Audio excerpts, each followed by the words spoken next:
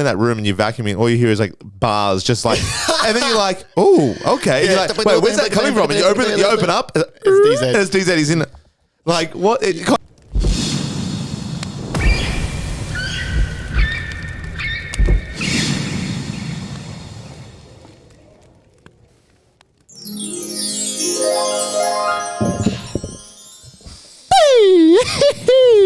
Get pass away. What's going on, bitches?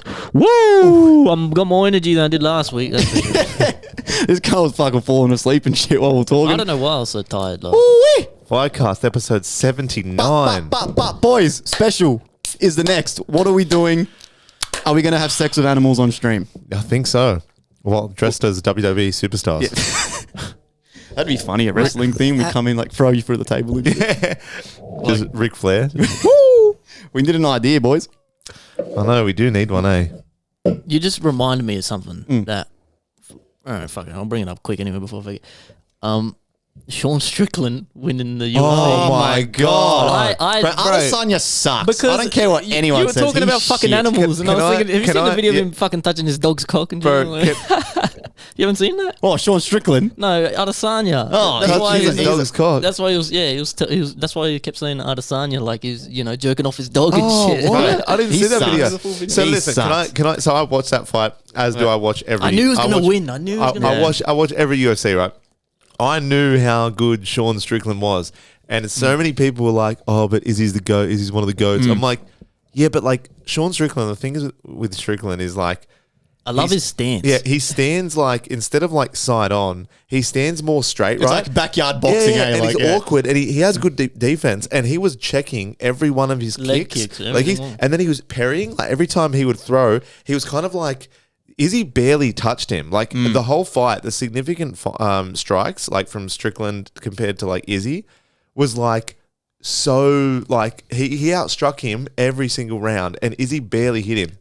And to be in there with someone as good as Izzy and not have a cut on him, just a few bruises, but no cuts, and then to have beaten up Izzy the way he did. And he won 4 rounds to 1, if not won all 5 rounds. I thought he won 4 rounds to 1, Strickland. I think the second round he might have lost, but might have. And it was just crazy because like after do you know how Alex Pereira knocked out Izzy?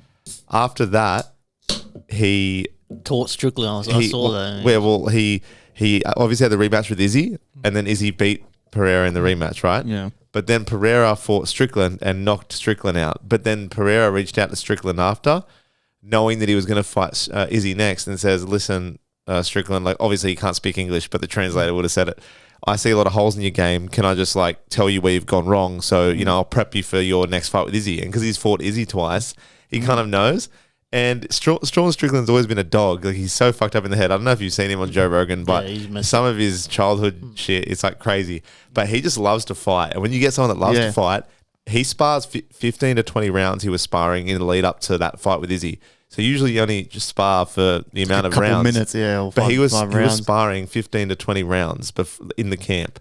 And there's video online I've seen of him sparring, like fighting 3 guys, 3 on 1. There's 3 guys, and they're just mucking around, but still, they're still going at him. And he's like, go. He's like, come on, boom, boom, get him. He's just a dog, man. So I saw his game plan, he said, was to wrestle. He didn't wrestle once. Yeah. But the thing, I knew he was going to win because it was so suspicious to me. Any UFC fight that's ever happened, I've never seen so many memes and jokes about the one fighter losing so bad.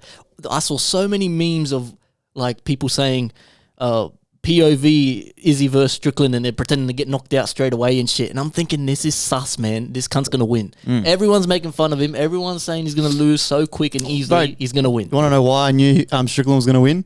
Because Drake put money on Izzy. Oh, yeah, the curse. The Drake curse. And I love... Whoever Drake bets on, the other person wins. But Drake is just a casual fan. He just thinks, but he's also got a partnership with a betting company anyway. But I love unique stuff, especially in like fighting it. So people who like Strickland, I've never seen anyone with that stance. So that shit is cool. Yeah. Like to me, his hands are down here, and he's like, that's cool. I like that. He puts his shoulder like that in front of his chin. So when strikes come, His shoulder's copping most of it, isn't it? Yeah. If he hits him in the head, whatever, it's the jaw that's the kind of isolation switch. So if you see him, his shoulder's up, it's so strange. And he's just like paring him away. it's so cool. Like, who else kind of has a unique? I love that shit. I love unique, That's mad. like Mortal Kombat Tekken stance kind of like- like unique shit. You know? Yeah. Is anyone else? There is, but like not massive ones. There's like this Tim Elliott guy. He's like another one. He just bounces around and moves, but he's more different. He just bounces all the time. The whole fight, he's like He's always on his moving. toes, Yeah. He looks like Iggy a bit. Like he legit looks like Iggy. Like as in say like a bit more like broader, but like the hair and everything is just like and he's just bouncing around. The guys are just like trying to hit him, but they can't hit him. Dude, I feel like that's the approach I'd take. I'd always be moving kind of, but it could You'd bite be you in the ass though. You'd be a slippery motherfucker. You'd be like, oh, he's here. How'd he get there? I'd be How'd he like get there? fucking you behind. And Why is it lube on my ass? No, but like I don't know. I love that shit. I love an underdog winning, and 100%. that's why I love UFC because it's just you do not know what's going to happen. Like if you know what I mean. If let's just say Panthers versus Warriors last week, Warriors didn't have their main player in Sean Johnson at halfback, and you're like, oh, that's a big hit on their team. They're probably going to lose. Yeah, and they lost, right? Yeah, they did. They But got then, thumped. Yeah, but then when you get two dogs in the ring, in the octagon, you don't know who's going to come out on top. Yeah, it's a difference in fighting, because it can literally go anyway. They're fighting at the end of the day. Like if he gets a clean hit on you, it's lights out, man. I was watching it at the Locker Room, which is like a pub right outside where the arena was, like in Olympic Park. Oh, yeah? So we watched it at the pub there. Nathan Cleary was sitting in front of us on the table. Oh, yeah? And then because he was going in to the actual stadium to watch the fights, but this was like during the prelims. Oh, okay. He was sitting out there having a few drinks with friends or whatever. But then these guys kept going up to him and asking for photos. So every like 2 minutes, he was like standing up, taking a photo, standing up, taking a photo, sitting down. And I'm like, oh man, I don't know if I could be like, don't get me wrong, I have been that guy in the past to people, certain people, but nowadays I think like, imagine being them. I don't want to be that next, another guy that goes, can I have a photo? That's so annoying. Yeah. Like, so, and I'm like very aware of that. And if I see them, I'll be like I was at Panthers for a mate's birthday. We didn't start at Panthers, but we had birthday drinks. Ended up at Panthers last Saturday night. Seen Kickow come out of the toilets, and Kickow was smashed. He was just like stumbling and shit. And I was like, Kickow, and then he's like, oh hey, and I'm like, I was just kind of dapped him up, like yeah, whatever. But that's it. Yeah. And then another guy behind me was like, can I get a photo, bro? And I'm like, oh. And then he goes, and he made me take the photo. He goes, look, you take his photo. So I was like, I so badly wanted to put it on reverse camera of myself, like a and just be selfie. like, It's funny too with Cleary because I literally see that cunt all the time. Yeah, you see I don't him everywhere. follow footy, but he came into my work the other day with his mum and shit. Like I see that guy everywhere. They're just And normal dudes. I don't even know. Like I don't know anything about footy, but everyone around me's like, "Oh, it's Cleary, it's Cleary." I've seen that cunt about 20 fucking times. Yeah. Like, Yeah, I was once having a drink at the log cabin, and Nathan Cleary and Ivan Cleary were there, just fucking drinking and shit. I'm like, oh yeah, cool. Like they're just average. They're just cares? footy players. Like, And a lot of celebrities from the US, they come here because Aussies are pretty laid back. Like if we see celebrities, we don't like in America. They're fucking feral. Like they'll chase they'll you, like cry, line up. but Australians are just like, oh look, there's what's his name. You know, cool. Like we don't care that much. Like, Yeah. I mean, there would be a lot of people that blow up course. their spot, but I just don't want to be that guy because I'm just like, I have nothing to offer you that no one else has already said to you. You know what I mean? Yeah. Oh, hey, I'm a fan. Oh, whatever. and then they go home and don't even remember you anyway. I Like, don't No. care about Like- photo. I don't care who But it is. but there was, I'm not even like swear on mums this happened. So there was his time. He's not like a well known player, but his name's I think Nick Kotrick, and he plays for the Raiders. Mm-hmm. And I seen him there, and I didn't know who he was at the time. I didn't notice him. Mate goes, oh, that's Nick Kotrick, and I was like, oh, true. So then we're at the bar, and mind you, I was like pretty smashed at this time, and I was second from the front of the line, the queue, and I was looking over at him, and he was about like 5 meters to my left, and then I was waiting for him to look at me, and as soon as he looked over, he just like kind of just like casually glanced over, and as soon as he kind of met my eyes, I pretended to play the ball and throw him the footy. So I literally trying to be a funny guy. I literally went like. Don't, and you waited for that.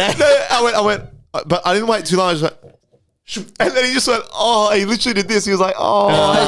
I was like, what can I do that's not what he would have copped before? And I'm like, Yeah, that's true. At least he'd remember that one random guy with the beard who figured imaginary footy. It was right? embarrassing, guys. But if I was, I wouldn't have done it if I wasn't completely like obliterated. Yeah. God damn. So, how the fuck are we all, first of all? Good man, fucking blessed. Good baby. Yeah, I'm good, man. Normal week, bro. bro. How's Standard week, man. work? for You me. said you're only doing 8 hours or something. Now we're just tapered Just- off the hours now. Okay, so, yeah. but yeah, just trying to balance like the work life, the gym life, and now I'm home. Found a new place with Tori, like I said before. So I'm trying to spend a bit, as much time as I can there as well. It's hard during the week. Sometimes you feel like when I was working the 10 hours and go on the gym and I get home till like 8 or something and it's already late as in bed by 9, like you feel like you're just in a fucking massive rat race. Yeah, that's fucked. So, but on the weekends, that's where I guess you got to make it count as well. It's only the 2 days off, but Yeah. What about yourself? Yeah, good, man. Good. Another tough week. Tough week on the markets. Mentally straining. I will say this. It's the game we play, man. But is the business that I'm in now. Trading full time is fucking hard. Our video dropped. Yes, we also did drop our YouTube video, which we got a bit of love for, man. People are liking it, man. When was that made? Last week, like 2 weeks ago. We made it. We made It it. was during the week on like a Wednesday or something. We made it on the Wednesday, so not last Wednesday, the Wednesday before. Yeah, during the and day. then we released it the next Wednesday. Yeah, Oh, and then nice. we recorded FireCast that Thursday, I think, or the okay. Friday. The So next day or Friday. yeah, so we did it during the What week. was the YouTube video? What was it? We We'll just we unbox- unboxed a bunch of random shit from Like, Temu. from Oh, And we were just nice. drinking and shit. Yeah, it was pretty fun. It was funny, man. Like I loved it was it. fun, I man. It thought was fun. cool, It was bro. fucking Yeah. fun. It was mad. We'll do a lot more shit, man. Yeah. We want to do. We got more ideas than that we want to do. So stay tuned, man. That shit was cool. I want to do eventually I mean- when we get bigger following, like people send us shit. Yeah, and we open them and that'd shit, be like fucking dildos awesome, and man. shit. So, I looked at the statistics for the podcast, man. We are up 34%. What is 34%. 34% than like last month or last like It just from the previous 30 days. Is that a month? Yes. So we're up 34%. We're averaging like 95 listeners a episode. oh wow. But the crazy thing is that we're actually overall down 2%. So we're not. This isn't even our peak. So we've actually peaked 36% in the past, but we've gone down a little bit, probably just because since we've been back from Europe and shit, getting back into the mojo. But that's what fucking spun me out. I'm like, holy fuck, 34%. And then I saw, I'm like, oh my God. I'm like, that's not even our peak. I was like, damn. I was like, Yeah. that's crazy So that's numbers. heaps But that's not YouTube. No, this is for the Spreaker. That's only Spotify and audio, right? No. So yeah, so all our podcasts, that's not on the YouTube Not videos. YouTube, So right, Spotify, Apple Podcasts. Do fucking- people watch? Does more people listen on Spotify than YouTube? That's I a good think question. So right, but the two biggest I would say is YouTube and Spotify. So if you keep those numbers in mind, that's not including the first or second biggest way people listen. That's not including the So YouTubes, yeah. We have some YouTube videos that have 2K, 1K. They crack the algorithm and fucking. Yeah, who knows? Is how that many an things- average 95 listens a Episode, an yeah. So average not meaning it could be more, it could be less. Yes, That's the average. But that's our Oh, average, nice. 95. That's Wow. a lot Not of... including YouTube. That's not including YouTube. That's a lot of fucking people, man. You know what? I swear to God, I rock up here week to week and I speak in this microphone and we have such a good yarn together Yeah. and I forget cunts are listening. And I'm like, Yeah. how mad would it be if because do you know some podcasts, they do a live show? Imagine it gets that big. Imagine you just do a live show somewhere. We did one. Oh, you mean like a live, like in a fucking theater with an like audience? people sitting there and they laugh on cue and shit. Yeah, we got laugh now. It's just, Laugh now. Right, I just saw that before you come. I just put a smile on my face. I'm like, bro. I was like, that is actually nuts. Yeah, bro. that's like nuts. It's literally heartwarming, seeing that shit. I was having that same line of thought before I came to. I was thinking man, it's just awesome. Like, who do you know? If anyone can name me in the comments or on my private message, name someone. I'll give you fucking $10 if you can name someone who makes good music with proper musicians, right? Good music. We have a merch store. And the merch isn't related to us. The merch can stand on its own. It looks like a unique clothing brand to itself, right? Trip Jacket Mafia, who fucking also make YouTube content, who do the fucking podcast. And it's all of those things can stand on their own legs. They're not all dependent on each other. Literally everything we do is just as good by itself. Name one person who does all of those things as well as we do. Oh, and bro. that's how I know. I was saying to my missus today, I'm like, We're going to be we're rich. going to be successful. Oh, we fuck have to yeah. be. We do everything too well and too much. We do way too much. I feel like the hard yards have already been done for you boys. You know what I mean? We work fucking hard. We work hard, man. No. What I'm saying is like you still do, but I'm saying the hardest bit is behind you. 100%. Don't you think? Like getting the ball rolling with both trading, music, everything. Music you have had down pat for a while, in my eyes. But in terms of like, getting people's ears, you know what I mean? Listening and like, the trading, doing everything, like the merch. I don't know how online's doing with the merch. How's online doing with the merch? Slow. Yeah, okay. But the point is, it's there. But it is. But it is slow lately, and that's good too. Because if too many people buy at once, I have to cover the cost originally. There was a bit. Look, I personally think, and the merch is all this guy, man. That's fucking props to DZ. He done it all. But in my opinion, from what I seen on a business standpoint, right, the merch was the hardest thing that we did because we didn't know the full fundamentals of it. But what people forget as well is that this is no bullshit. When we opened that merch store, we were in the top 20% of most successful Australian Shopify stores. That was a statistic. We got emailed saying all those statistics. That store popped off. We made like fucking $3,500 in sales. Yeah, wow. But we didn't see a penny of it because we didn't realize that this poor cunt had to pay for that to cover the sales. Do you understand what I'm saying? It was like, and that's why I was so wary on the merch store. I'm like, bro, I think we should wait. I think we should. He's like, no, we'll go. And I'm like, bro, we're not going to sell that much. He's like, bro, but you don't know. And I'm like, I don't think so, man. Listen, first fucking couple of days, we sold like $3,500 worth of shit. With the merch store, the original idea and what it still is, I wanted to do the merch store because remember when the jumper you bought, the white one, that was I need to buy a new one. I did that manually, right? That was me buying plain clothes, getting them printed by someone and giving them to the homies. And I'm like, fuck, all the homies want Trip Jagger Mafia shit. So I thought, fuck it. We'll do the Shopify thing, and I know that they will handle the shipping, they will handle the printing, everything, right? And all the homies can buy. The store's not going anywhere. And that's still the idea. Eventually, I sent you a message today, I think. I want to redo a photo shoot. I want to do everything properly, get models, do proper photos, and advertise. The thing is, we don't advertise. Yeah, we don't market it. That's going to come eventually, but I thought, fuck it. We'll launch the store. All the homies, if they want some clothes, go online and buy them. Yeah. You can get Trip Jagger Mafia shit whenever you want. Easy, quick.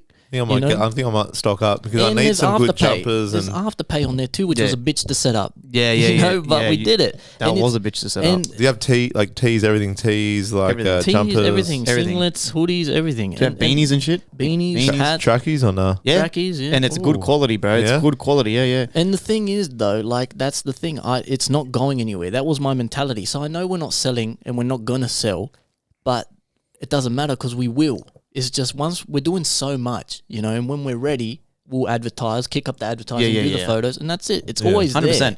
There. Again, and it all leads back. I would love to as well, like with the trading. The trading will fund it, so the trading I can then pull out a couple grand from my trading account and go, all right, let's sit down, let's brainstorm, let's fucking market this motherfucking bitch. You know what I mean? That's the thing. But again, that's all coming, man. It's all coming. That's been my plan with everything we do, and as a business, trying to run this as a business. Everything we do for me, it's always been get it started. Like you said, the hard yards we've done because you just have to start. Now the merch store's set up, it's easy for me to manage. I don't have to touch it until we're ready. It's there. If you want to buy clothes, go there and buy some. But we don't have to. It's ready now. We don't have to work hard later. We're like, fuck, we got the ball rolling. We got fans. Let's quickly set up it's done. You know what I mean? And same with the website. Everything we've already done it. So it's just gonna sit there until we're ready. So that was my idea, and that's why we launched when we did. It's cool to see it all happen because at the start it was just music, and then it was the podcast. Mm-hmm. Well, we're pioneers, man. I think we're always going to do as much as we could, as fast as we could. I feel like you got it. I feel like you have to though. You have to have. I don't know, your hands in a few cookie jars. You can't just have just the music. I don't know if you can survive nowadays just with the music. No.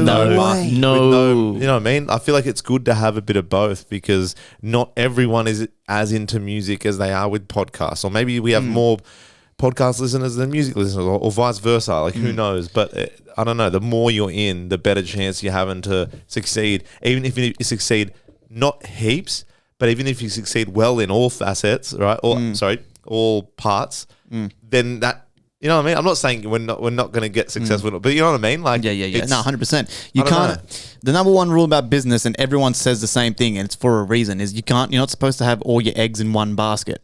Same thing with traders. All the people I learned how to trade from, my mentors, they get that big payout from their trading, 50, 60K or whatever, and they go, oh, fuck, 60K, instead of pulling it out and going stupid or leaving it in your trading account and then possibly losing it all. They withdraw it, and then you got 60 fucking K in your bank account to go, okay, now what? And every single one of them, without a doubt, started a business. Started a side business. One of them fucking races cars. One of them fucking has a merch store. One of them does online courses. One of them does fitness on the side. Like, it's all shit you got to use to fund other things, and that's how you get rich. It's literally mathematically impossible to get rich off one wage, right? I'm sure you can get rich off one source. You probably get rich off trading, or right? one funnel. Oh yeah, I'll get rich. I'm already on my way there. Like, that's no doubt. But the question is what am I going to do with the money? That's the next thing for me, where I'm kind of like, invest in property, invest in like the first thing I'm going to do is invest in some properties. The second thing I'm going to do is going to be amp this shit up. Whether that would be then getting the studio in fucking Miami, but wherever, get a studio, different space, move out into a house that has a bigger room that will be just a studio for this shit. That I've already got that shit like down pat. And then third thing will be obviously again getting back to the roots of the music and doing that shit. But we already do that really well with what we got. Like when it comes to bedroom producing, I feel like me and this guy are just on a different level. Like, we are on a whole nother level. Like, you have to remember, like, the big dogs of Oz, like Wombat, Chilling It, they're not doing this shit in bedrooms. They're actually paying thousands of dollars to go use studios and paying engineers and all that shit. I do all that shit in my bedroom, and it sounds just as good, if not better. Remember what you were telling me on the way home last week? Like, where you rapped, you Danger? Where you actually rapped Danger? Oh yeah, my setup. your closet, isn't it? If you don't mind me saying, like, it's like, I reckon it's pretty fucking impressive, to be honest. My setup at my house currently, I used to have the foam on the wall and a mic stand and everything. Right now, my house is so full of people and other people and my family and shit. I got nowhere to put anything, right? So my setup is in my wardrobe. I don't even have a mic stand. I have one shelf in the wardrobe where I put my laptop. One empty shelf. That's my studio. One empty shelf. I put my laptop. I have my mic connected, and I hold my mic. I hold my mic. I hold my phone, and I rap like this in my fucking wardrobe. Sorry, everyone who's listening, watching, can just imagine, right? The lyrics that come out of this dude's mouth in his closet. But in his fucking closet. Like, literally in his closet, you know what I mean? And he's holding the mic, and it's like, if I walked in on that, I'd expect some shit rapper to be in there going like, yo, my name's Joe. And my name is... but then it's like, all you hear is like lyrics. I can't imagine going in that room and you're vacuuming, all you hear is like bars, just like, and then you're like, oh, okay. You're like, wait, where's that coming from? And you open up, it's DZ, he's in it. Like, what? It kind of forgives the whole. You're like, yeah, bro, rap on the fucking toilet, bro, for all I care. As long as you're going to keep, as long as it's that quality. But it's just you nuts. make it work with what you got. But that's the best origin story. Do you know how there's always a blow up and it's like, where did you start? Yep. Not that he started, like he said, you had a better setup before. But that's a mad story from when you like blow up, where you like, at one point I was rapping it in my wardrobe. And that'd be like in my closet. That'd be a mad, like, you know what I mean? But I don't mind it because the acoustics in there are good because there's clothes everywhere and that sound. Exactly. You wouldn't do it if you didn't like it, but it's just such a funny, you know what I mean? You make it work. But that's the thing though. What people listen to the end product, especially when me and him work. That's why I love working with this cunt, because the end product is literally it's unmatched. Like, I don't know what you done to his vocals in Danger, but no, I didn't do Danger. He didn't do that song. Who did? My other guy. His other guy. I got two He people. made you sound similar, not exactly to Cursor's style, where Cursor is like his vocals. It's kind of like an echo, or it's the reverb. Is that what it is? Yeah, the reverb. When you went off, when you were going off about how after you mentioned, Chilling It, Wombat, all that. It's like, you started going off and I was like, this sounds like a Cursor kind of, not that you sounded like Cursor as in him exactly, but his voice, that what they do to his voice. The vocal effects. But it sounded cool. 100%, bro. He's great, man. Shout out Wavy King. He does the songs Iggy doesn't do. And I was listening to the songs you sent me for the EP, and I was I was listening to those songs, right, in the gym. I had my headphones in just to see how it sounds on headphones and how you see in the car. I was listening to those songs, and then I went back to my normal Spotify songs, and that shit sounds louder, clearer, crisper than the fucking professional songs I was listening to. I'm like, bro, I had to turn the volume down on our songs because it was so fucking loud and clean. I made them so fucking loud. And It that's was what I'm saying. unbelievable. And this is what I don't like. I get it. Like, I get it. Like, most people, they don't, like, they just kind of got half the ingredients. Whereas people forget, bro. Like, I studied this shit for a few years and I got taught how to make music by some of the best people in this country. Like, I got taught by fucking The Count, by fucking Stephen Bull, by whatever my fucking subgenre teacher's name was. Forgot his fucking name. But these guys were, these guys were top fucking guys, right? And I'm saying, like, bro, I got taught by a guy how to master, right? We used to call him The Count. Can't even remember his fucking real name, right? You can Google him, The Count, right? He was one of the first guys in Sydney to buy a recording studio in like the 60s, 70s. This motherfucker was old as shit. And I'm telling you, bro, this was like something, you could make a bad Netflix movie on this shit, right? Where I was the only kid in the class, couldn't play a single instrument. I was kind of like the odd one out. The second that they all found out I couldn't play an instrument, the Count was like, yeah, done. You're the master, you're the engineer. That's already sorted. Sweet. So I'm kind of then on the outer because all these cunts are fucking getting out their guitars and the pianos and shit like that. And I'm kind of sitting there fucking twiddling my thumbs. So this guy's fucking hounding me, bro. Hounding me. I'm the guy who's supposed to make the mix sound ready for the radio. And this guy's like in the movies, I'm doing shit and he's like, nah, why are you doing that? Nah, turn it off, do it again, unplug it, do it again. And I'm like, bro, this guy's like bullying me essentially to the point where by the time I finished my studies, bro, I was finishing top of the class at every unit. Yeah. Every fucking unit except for the instruments because I can't play an instrument. But I finished top of the class at every fucking unit. Well, clearly his method of teaching worked then, huh? And now it comes to this, bro, and I'm making crazy shit out of our the acoustic. Like, and again, it is hard because with studios and that as well, you pay a lot of money to get your studio acoustically ready. Like, a lot. Like, I'm talking millions. Because did you know in our studio where I was studying, the roof is jagged to try to stop the sound from bouncing around as much and that? Do you know how much it costs to make a fucking roof jagged, gyprock, plastering and all that shit? When I it's can like, imagine. That's just the roof. Yeah. Then you got the wall and it's just little things like that, bro. So again, yeah, it's When's it dropping? well, that's another thing. We need to record one more bit of more confessions to a Doctor skit, 3. Yeah. skit. And then we can do that right now. And when's that done? After that, once you get that, when's it dropping? As soon as I finish that skit, I would probably drop it for, what's the date? The end of September, so 2 weeks. Maybe Beautiful. possibly even the 1st of October. Because M16 has a drum and bass remix of one of my tracks dropping on the 29th. Then we'll drop this on the 1st of October. We just need to record that skit, which will take literally 10 minutes. I've already got the script ready to go. He's going to love the idea for that. It's fucking sick. He's going to love it. Maybe if we got time, we can do it after this. Depending. We'll pump it out. Yeah, It'll take literally 10 minutes. We just got to sit here and just record the lines, and then I just do the rest. That before I lose my train of thought as well, that leads me then to one of my last and main ideas for investing. Not investing, but something I've already spoken to DZ about. I was talking to Mr. Meagley about this. I want to start doing shows and shit, right? Now, nothing too crazy and extravagant to start with, but I've always had the dream, especially with Mr. Meagley, to go on a Tripjacker Mafia tour where we just go around Oz and do different shows and shit like that, different venues. But I was talking to shout out to the boys again. They know who they are, the boys from Brisbane, all these rappers from Brisbane. And I said to this motherfucker, these motherfuckers are doing shows fucking once a month, bro. I'm like, how are they fucking doing it? Like, how do they afford it? How do they have venues on dial all the time? So I ended up reaching out because my curiosity just got the best of me. So I ended up reaching out. Shout out to Prop, shout out to Mega. I sent them a couple messages. I said, like, what's the go? Like, how are you doing it? What's the cost? Because in Sydney, I know for a fact it costs anywhere up to 10 grand up front just to secure a venue. Then if there's any damages in that, they keep the money, then you got to pay more. If you don't fucking cover the drink tab, you got to pay more for the drinks and that. Again, this all stems back from doing the dubstep shows, which I knew the owner of Distortion, and we've had chats before. And that motherfucker did Distortion for years and only profited from one show. Just because, again, EDM DJs, they want $5,000 to do a set.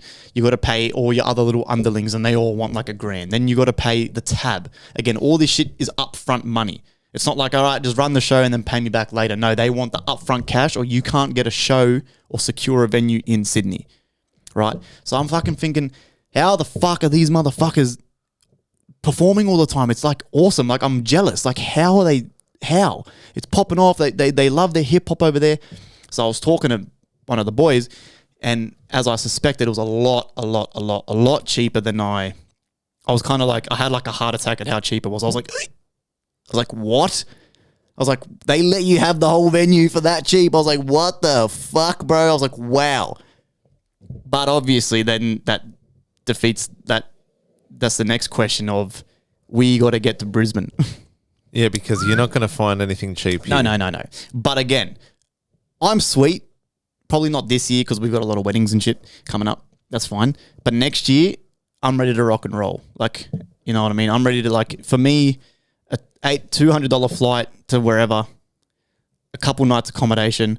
Mind you, some of those boys have already offered up their places for accommodation for free. How would you structure the tour if you did it in Brisbane, though? Because usually the tour is like continuous. Of course. If we did a tour, it wouldn't be a later tour on. It'd be a countrywide. It wouldn't be a tour to start. It wouldn't be a tour to start. It'd be just a Brizzy show. A couple Brizzy shows. Yeah, because my idea is obviously to infuse hip hop and EDM, right?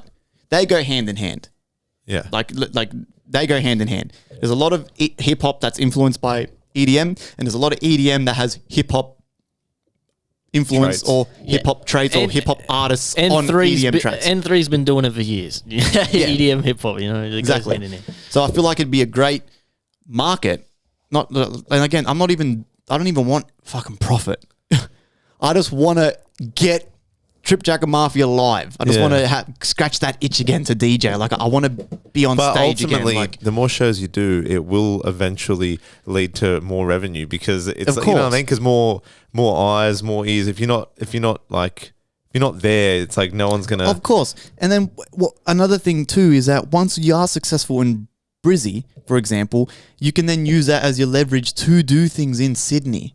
To try get deals, to try get cheaper venues, because these venues look at you and you go, look, this is my portfolio. We've been doing shows in Brisbane for X amount of months, and it's been going smoothly. What can we do here? We're on a tour. You just make up some bullshit sob story. We're on a tour. We want to do the tour in Sydney. If you then secure a couple places and you get those dates on lock, boom, bus. Hendo drives the bus. You go around. Hendo would suit driving that bus as well, bro. 100%. We've always said we'd be doing the Mod Future shows too, man. We'd have all the boys up there throwing jumpers, throwing shirts and shit. Firecrackers. We're getting lit, man. Putting a carrot up my ass and shit. Like, we're going hard out. More like an eggplant, bro. But again, that's something that there's nothing set in stone, and this is just an idea. But we'll do it. But I have begun... Another idea in the stirring pot. I feel like as long as you're cooking with something, you're always trying to, I don't know, like having some ideas is better than fucking no ideas, bro. There hasn't been a single idea that we've said that we haven't done. Yeah, that's true. Think about it. No matter if it's taken 2 years that we've been on this podcast, so far we've fucking done everything, and we will do everything. We say it, we'll fucking do it. Even drowning out a pond and filling it with fucking custom fish and doing a fucking fishing competition that you're fucking talking about. Yeah. Pokemon cards and we'll do everything, man. I love how DZ, when you mentioned that, DZ's like, why don't we just go to a lake and fish? No, because at least you know in a controlled pond that you're going to catch something. If you go to a lake, we could all be, that'd be the most boring YouTube video. We're all sitting there for 10 hours. No one's catching nothing. We catch like little shit, that's it. Mikey's just getting snagged on rocks and shit. Seaweed comes up. But yes, so let us know in the comments, would you come to a Brizzy show? I know it's hard for people, you know, a lot of people, DZ's got a fucking child. So again, most people probably have kids and we're all old as shit. But again, it's not about, again, the profit or the partying, essentially. It's just about branching out. Yeah. You know the what I mean? atmosphere, like, let's branch out a little bit. Let's get out of Sydney. Let's get out of this little backyard. We don't have to fucking go to LA. Yeah. Too expensive, too far. Brizzy's not that far when you think about it. It's a $200 flight, man. We could 3 drive. hours. We could fucking drive there, bro. Yeah. We could literally hire a little van with a mattress in the back and cram 6 of us in there and just go 6 ways in petrol and drive. Yes, it's going to take us fucking 14 hours. We give ourselves fucking 3 days and a shit ton of weed and we just go up, bro. Like, Cheech and Chong. Yeah, 100%. We're just parked at St. Clair McDonald's.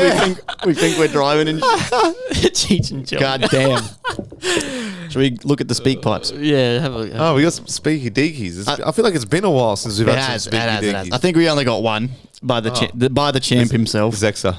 No. Oh, M16. No. The reigning champ. Oh, Mega. Megalodon. Oh, Mega. Mega. Cut.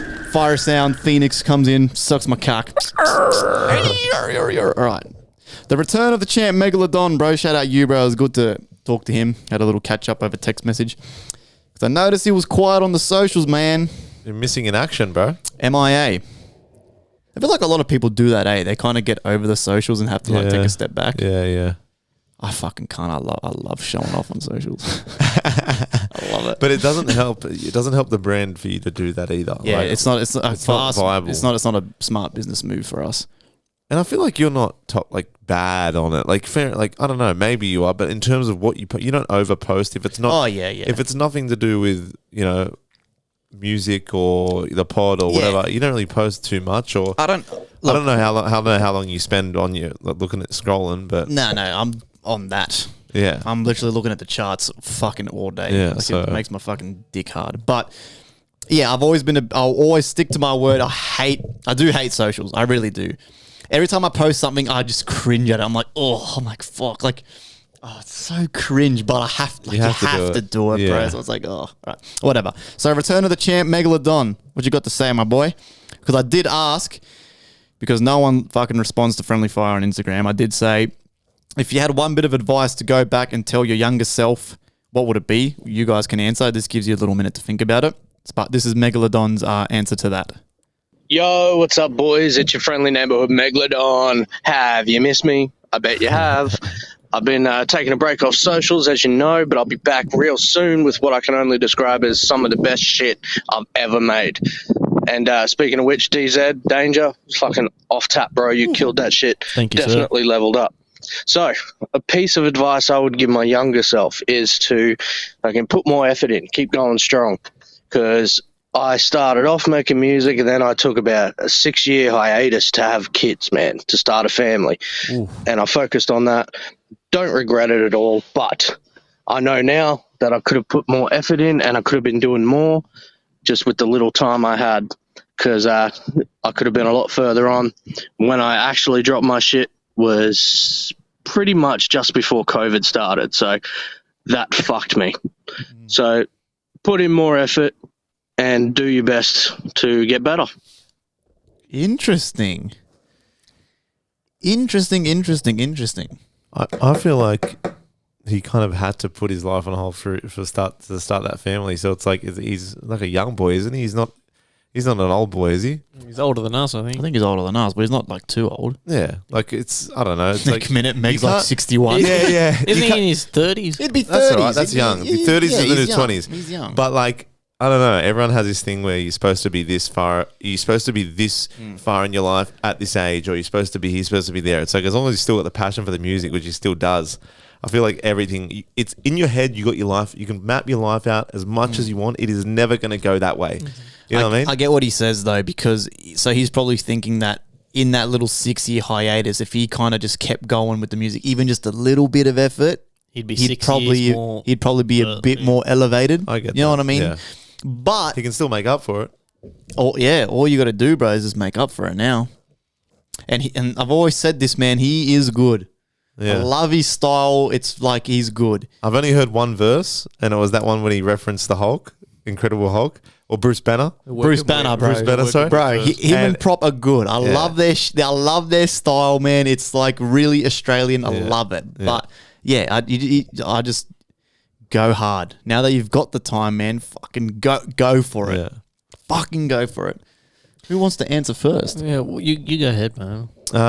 I would tell my younger self, do not overthink and stress on the little things that distract you from what really matters. You know what I mean? Because a lot of me personally, I've gotten a bit better now, but still obviously a lot of room for growth. But just in terms of overthinking and stressing about things that, because that's what overthinking is most of the time. It's shit that hasn't happened yet. So I would just be try not to let the little things amount to like seem like big mountains to climb. You know what I mean? And rather than look at the end goal, step by step by step, like with trading, for example. Like I said, I'm like, fuck this. Like, how am I going to get there? Step by step by step. You guys are saying watch fucking basic YouTube videos, step by step. But that's like everything in life, right? Yep. And I tend to do that. You know what I mean? Like with my business, I was like always stressing out. I'd have mates like, you know, James is killing at his business, and I'm like, how? Like I look at James and I'm like, you're a freak. How do you? Yeah, like he's so successful. And I'm like, is a freak. and I compare myself to people that are at a certain part of their life as well. So don't overthink. Focus don't focus on the end goal. Focus on the steps to get you there, and do not compare yourself to others because no two journeys are the same. Boom. Exactly right. It's a good answer, I love man. It's that. a very good answer.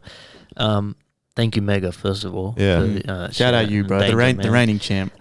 He's always fucking sending shit, bro. And he sends good quality shit too. Like you know he's gonna get something good. Like and he speaks well. He so speaks it's like, well. It's good. It's not bad hearing him speak. Some of our other listeners are a bit how they're going, but we love you nonetheless. We love you nonetheless. Go on, DJ. Hold on a second. This episode's like this is very wholesome. Are we like on full Gundy or something? Yeah, I don't know, Like, what are we doing? Are we licking kids' Yeah, tongues, we're sucking about to- kids' tongues? It's a good day, man. It is. Charlie laugh. It's been a good week. What I would tell my younger self is the 4 agreements. If you haven't read that book, it's don't take things personally, don't make assumptions, always do your best, and there's one I must forget. There's always one I forget. Don't make assumptions. Always do your best. Don't take things personally, and be impeccable with your word. Yes. Those 4 things are literally that book. When I read that book, that was literally one of the books. There's a couple books that really, really changed my life. And now I wish I could just go to high school with the knowledge I have now. Yeah, of course. And I know that stuff. Like that book, I can't recommend it enough.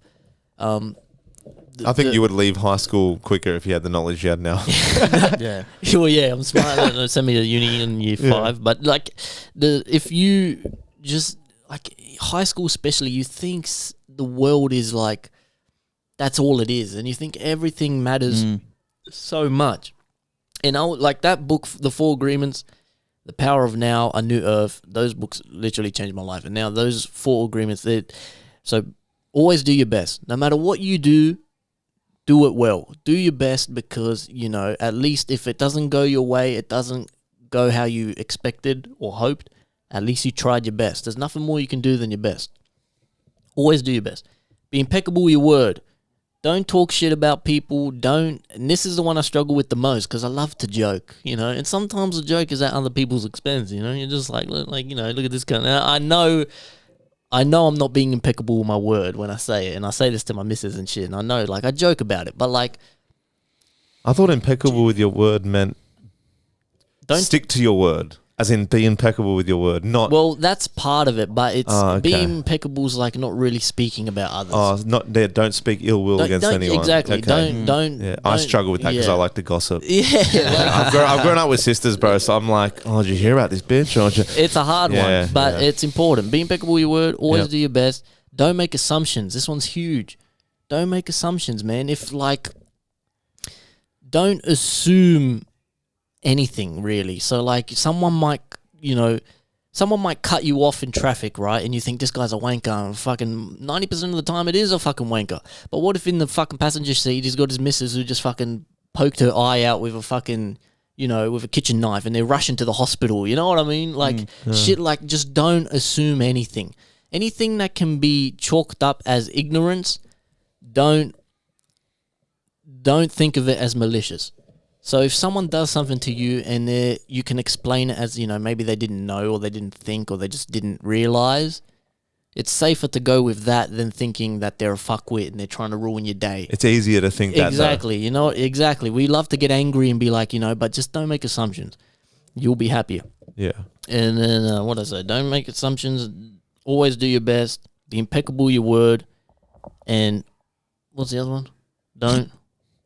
Bro, you Always said want to it, yeah, forget. but you Always said want to it- forget. the thing You said is, it just you before. remember. I know it's hard to remember. What the them. hell? Don't make assumptions.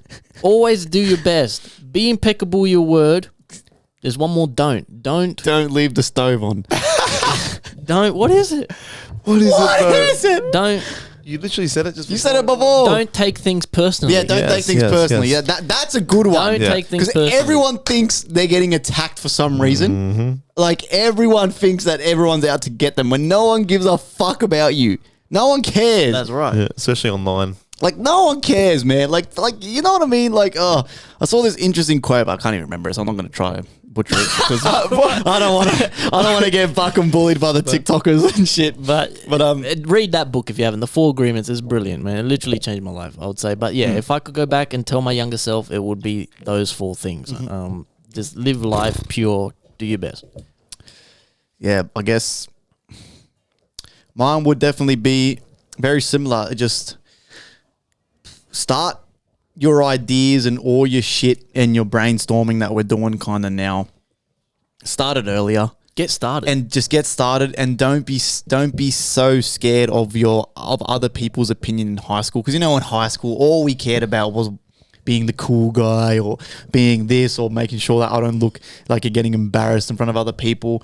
But like, if I just said fuck that shit when I was 17 in high school, fuck that shit, fuck partying and trying to be cool and funny all the time. If I just stayed home and, for example, learned how to trade, by now I'd be a fucking billionaire with a B. You had to be a kid though.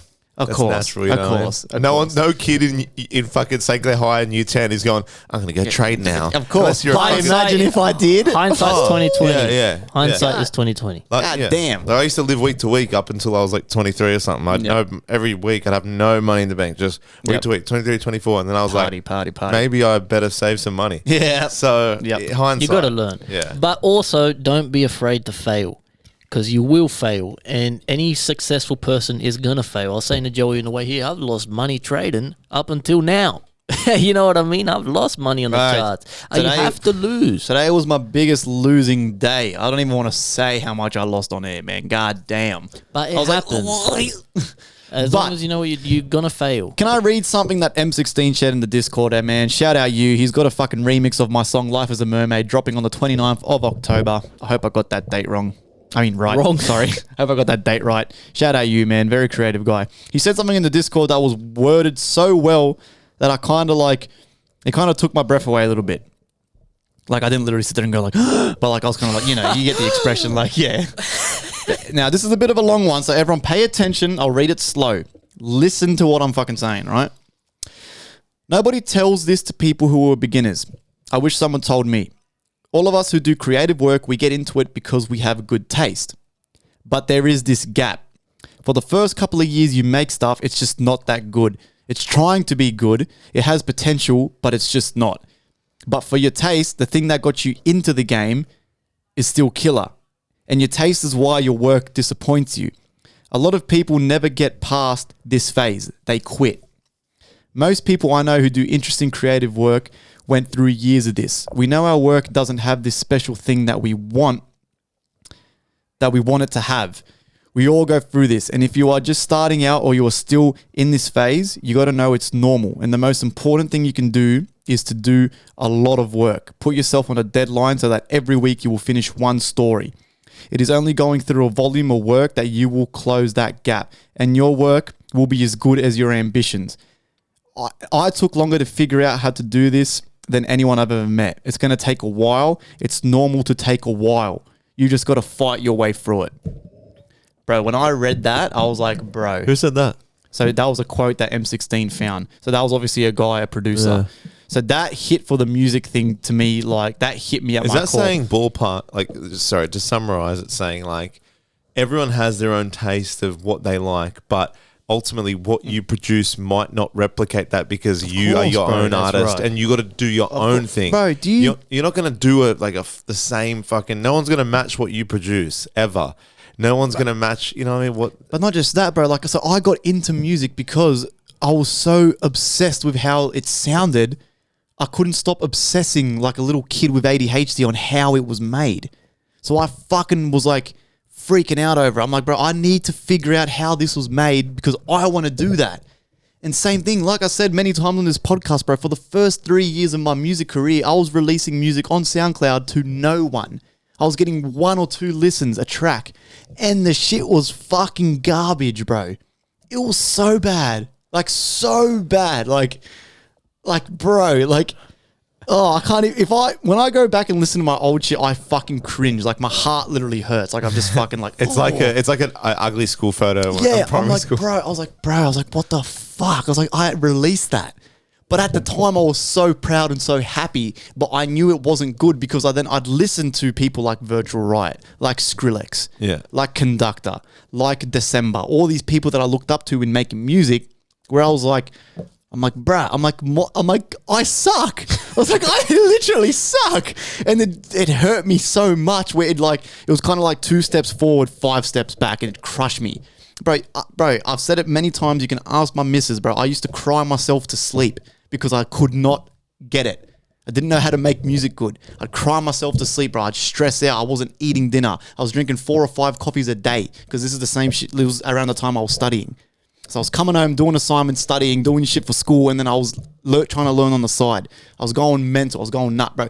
Mine and her relationship was put on the line because it got to the point where she said, we don't spend time. You don't even talk to me. You need to choose music or us. And I was like, well, I'm not stopping music. So I need to work on myself to be able to make this work as a balance. Yeah. Learn how to balance. Because I couldn't balance. I suck at balancing shit. Did you pack her bags? I started packing bags. Fuck yeah. I was like, bro, I'm gone. I'm not stopping music. I was like, seriously, I'm not. No matter what you do in life, consistency is key, especially any creative work. If you keep at it enough, it's not going to be good at the start, but if you keep at it enough, it will get there, man. And it's going to take time, and that's what people struggle with. And man, I hope this isn't really true and he comes back, or I don't know what's going on. So Jensen is a producer who made a lot of my beats. Oh, yeah. I love his beats. Jensen. Beats. Yeah. But he's like Batman or something. Like, you can't talk to this guy. He's like a... Is he MIA? Like, he has been quiet. I've never had a conversation with this dude other than I've bought a beat and he said, yeah, thanks, bro. I say, yeah, sweet. Yeah. That's it. Like, you don't talk to this guy. But he sent me an email and he said, I haven't been able to make music profitable in 5 years, so I'm sad to say, but I'm quitting music, blah, blah, blah. And I was like, what? I was like, damn. He made Danger. He made the Danger beat. I was like, damn. I'm like, shit, man. This guy, he's good. He's one of, I have a couple producers that have made a lot of my beats. Low, Jensen, this guy, they're like my 3 how isn't he profiting then if he's good? Well, because it's such a saturated market. It's a saturated market. It's very hard. Like it's beat making is probably harder than making your own vocal music because his beats are fucking everywhere. Bro, anyone who tells you they're profitable off just beat making is either lying or capping for YouTube views, right? It is possible when people do it. More believable a couple of years ago, like I said in the last episode, very saturated at the moment. Music stuff on YouTube's kind of on the decline. But like making beats, bro, the thing is, you could teach a nutless monkey how to make a beat, quite literally. And that's no offense to other beat makers and that. But like I've always said, there's 3 stages of music, right? You've got the beat maker, who gets paid the least on the chain. He's the first guy that you go through, and he's usually the kid in his bedroom, gets the least amount of money. Then you go to the mixer/producer. That's the guy who puts the vocals on top of the beat and makes it sound nice and shiny and loud and all this bullshit. Then you go to the top guy, the mastering engineer. He's the guy that gets paid the most because that's what gets it radio ready, right? Whatever. So for beat making, again, it's very over, bro. I had a beat store. A lot of for people ages. do that themselves, though. No money. All 3. Yeah, heaps of people do all 3. Like I do all 3 myself and all that. Of course, like there's heaps. Like, but then again, if people like Drake, for example, they don't have a guy that does all 3. No, he pays big money. He'll buy a beat usually for dirt cheap because it's literally just a kid in the bedroom. They like it. I can vibe to this. Buy that. A couple $100 probably. Then he's got his guy who does the mixing. It's usually the same 1 or 2 dudes. Yeah. He gets a couple G's. Then they send it off to the mastering record label. They get a couple G's. like 10, 12, 15K type shit. When we did the track with the game, I got the ball rolling with the game. I was talking to him personally on Instagram. But then when it came to actually receiving his vocals, I was talking to his mixing engineer. Yeah. His dude. And he sent me his vocals from his personal email, the mixing guy. So I was talking to the mixing guy most of the time. Yeah. You know, but like they usually are pretty close with someone who handles the workload of mixing. And then the record label would usually, because the record label owns the masters usually. Yes. And that's where they get Correct. fucked in the ass. Correct. The artist gets fucked in the ass. Because Correct. a lot of people don't own their masters. Correct. That's why a lot of like Russ and people who are independent, they preach like own your masters. You have to own your masters because that's how they fuck you in the ass. Correct. Again, like I said, I got taught how to master by a guy who owned a fucking studio in the 70s and 80s, right?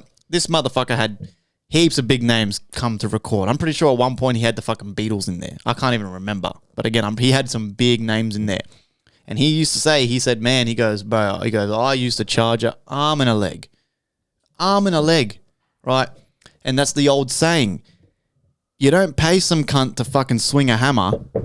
You pay the cunt because he knows where to swing that hammer. Yeah. You know what I mean? It's the same thing. Like Sparky, for example. You'd know. You could charge whatever you want because someone rings you with a problem and you know straight away, oh, okay, it's probably this or this. Yeah. But you've learned for how many years doing a trade, working, probably getting abused by other people and other fucking tradies because you're the little apprentice. You go through all that bullshit for so long. Yeah. And then you get to the point where you got your own business or you're the only one working on your own. You can, I think, good. Charge whatever the fuck you want. If they don't want to pay, okay, good. Pay the fucking guppy who wants to do it. He's not going to fix your problem and it's going to be a shit job. Yeah. True. It's the same with music, right? That's why I've always shot myself in the foot because I've always preached about doing shit cheaper for the people, for the boys. But I probably could have made a couple G's. I probably could have made a couple G's by now off my music and mastering services, mixing services. But I'm only charging cunts like $20 a beat and shit. And I'm sitting there after all these years. I'm like, fuck, I'm too nice. I'm making this crack of shit. Half the time they pay me and they don't even use the shit. I should be charging these cunts fucking $500 for a fucking beat. You want me to mix and master it, bro? Give me $1,000 because listen to the fucking finished work, bro. But again, I'm too nice, Well, that's the same with the merch store. Like Too nice. we're selling it at like bro. We were at a break even. loss. I didn't big care time. about the money at all at the Yeah. merch store. I just wanted to get the homies the Yeah. clothes. We're too fucking nice, man. We We're are too nice. And We're it's- too nice. I like being nice though, man. Yeah. Sometimes nice guys never win though. Yeah, nice guys finish last. I did have some Instagram polls. We'll get them out of the way and questions. We got 2 questions on Instagram. I said, leave us a question, a thought. Zexa says, companies are using inflation as an excuse to hire people for a couple of weeks and then let them go. He did mention that. Yeah, he he got a said job something and then in he lost Discord. his Yeah, job. what the I don't hell? know what the story is there. He's also been quiet on social. What's going on? Is everyone going on like a social media hiatus or like what the fuck's going on? Wake up, people! Wake up! I don't mean to attack. I'm not attacking Zexa, but it sounds like what were you doing to get let go from this company? Yeah. As in, like, I don't know if companies are using inflation to hire people to I just don't let them know, go. Yeah, man. that was my first thought too. Like, Yeah. what's the story? It's- Anyway, I think that when especially when a bloke is very vague about a certain part of a story, you know, he's leaving out a few parts. What's you know the what I rest of mean? the story? Yeah. and then Aussie Slang says, the latest Ahsoka episode was awesome. Oh! Also, favorite video game and why? For me, it's probably Zelda Breath of the Wild. I played when that first came out. Woo! My God, I was fucking hooked, man. Or Super Smash Brothers. Your favorite video game? Mine's probably The Last of Us. That's a good one, man. That Yeah. My favorite video game. God damn. Probably would have had to been Modern Warfare 2. The original, not the one that just come out. okay. The one Basic- from like 10 years ago. Basic Bruh. answer. God damn. That was good, bro. But I even liked Modern Warfare 3. That was when I was in my peak back then. Yeah. I was always dog How many shit, hours were you bro. putting in? Not as many as a lot of other people. I'm sure he had a lot more. I'm pretty sure I failed school because of that game. Bro, me and the boys were staying up on school nights to like 2 a.m., 3 a.m. playing this game. We made our clan tag Nazi and AZI, and we would go into the lobbies and everyone instantly would be like, why the fuck is that your clan name? We'd be going, fuck you, you fuck with, and we'd be just going at each other, bro, back and forth, bro.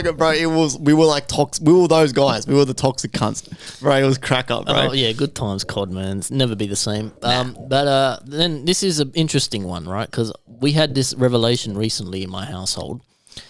When you type XOXO for hugs and kisses, which letter is the hug and which is the kiss? The X is hug. No, X is kiss. Hold on. X is So kiss. what do you think? I said X is hug. So hug, kiss, hug, kiss, hug, kiss. Yeah. XO. You think the X is the hug? Yes. X is the kiss. O is the hug. Okay, so most people said O is the hug, X is the kiss. That's 77%. That's 10 votes. And then X is the hug and O is the kiss. Only got 3 votes. Now, me, in my household, I thought X is the hug and O is the kiss because an X looks like your arms when you go to give someone a hug, and an O is like a kiss, like your mouth. But I saw... That's a good fucking... I saw a post, and also you say hugs and kisses, XO. You don't say kisses and hugs. Yeah, hugs and kisses. But also, I saw a post about this, and it was a massive thing in the comments. No one knew what was right. Everyone was debating, but because they both make sense. And then when people said that in the comments, that it looks like your arms out like an X, a lot of people said an O looks like your arms around. But what about this? When someone gives you a double X or 3 X's, that's not all hugs. That's weird. It's just like, isn't that kisses? Surely. Like, when you do the XO, do you always do the XOXO or do you sometimes do XX? Because I have a thing where... I've never done it, though. Oh, see, bro, I even send texts to mates and shit. And I just go, after a certain message, I go XX. As like kiss. But like, for me, it's always been kiss. That's so funny, though, because it makes sense. I thought O was hug because hug is like O. Who knows? But they both make... And that's what people in the comments are saying. When someone explained that, they're like, oh, shit, well, that makes sense, too. So, like, they both make sense. We don't know which... But, yeah, I couldn't believe that was even a debate. But more people agree with you, though. Because they're smart. Yeah, they're smart. And then the last one I said was, have you seen our first YouTube video yet? 90% said yes, 10% said no. That's 9 votes for yes, 1 vote for no. Yeah, go watch that if you haven't, man. That's it for the polls, man. We've been narrowing them down because don't really need them these days, you know. We just ramble on about whatever. You don't fucking respond to me anyway, you fuckwits. You don't respond. It's so weird how they never respond to you. Bro, it's been a meme since we started. No one responds to me, but if he posts something, everyone... That's why I'm always like to him, bro, fucking post shit, share my shit. I'm the better looking, smarter, handsome. It's just the way. Someone please read that. Tell me what I wrote on my whiteboard. Wrote for today. Yep, wrote. Sorry.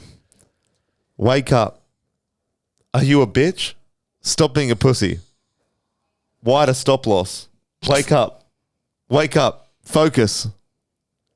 Are you a pussy? You're like David Goggins or something. It's like... That was me today after my mishap. It's like a weird dream or something. Like yeah, it's like... Wake up. It's like affirmations, but instead of positive, it is positive, but it's almost like that hard... Tough love. Tough love, yeah. I need someone to slap me in the face. Wider stop loss.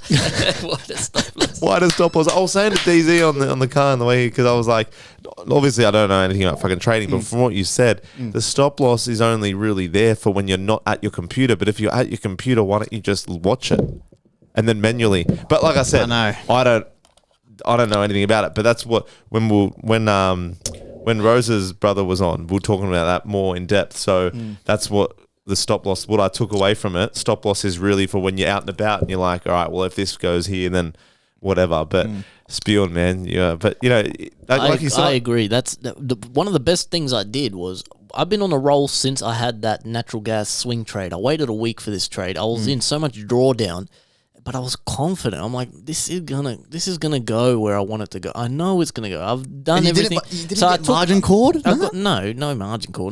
But I took away my stop loss, and then I just watched. I kept my eye on it though. So if it did go to a point, so I have like a stop loss mapped like in my head. A mental stop loss. A mental stop loss. And if it goes a couple pips below where my stop loss would have been, I'll watch it and see how it goes. How do you know? Well, how do you make that judgment yourself? Well, because I'm looking at the chart and I can see price and I'm thinking, okay, you know, this is where I would have been stopped out. So I'll let it run a little bit more. And if it goes way too much more, I'll exit the trade, you know. So I'm sacrificing a bit more money, you know, but if I'm confident in my analysis, if I know, I feel like I've done everything right and there's no reason for it really, unless, it happens in the market, things reverse. Yeah. But, just have a bit more faith. And what he showed me today, the trade he lost, he just lost it. He did everything right. The only thing, his stop losses is big, man. Like, you're trying to fucking snipe an entry. Like, it's For those hard. of you who don't understand what the fuck I'm going on about, is because today I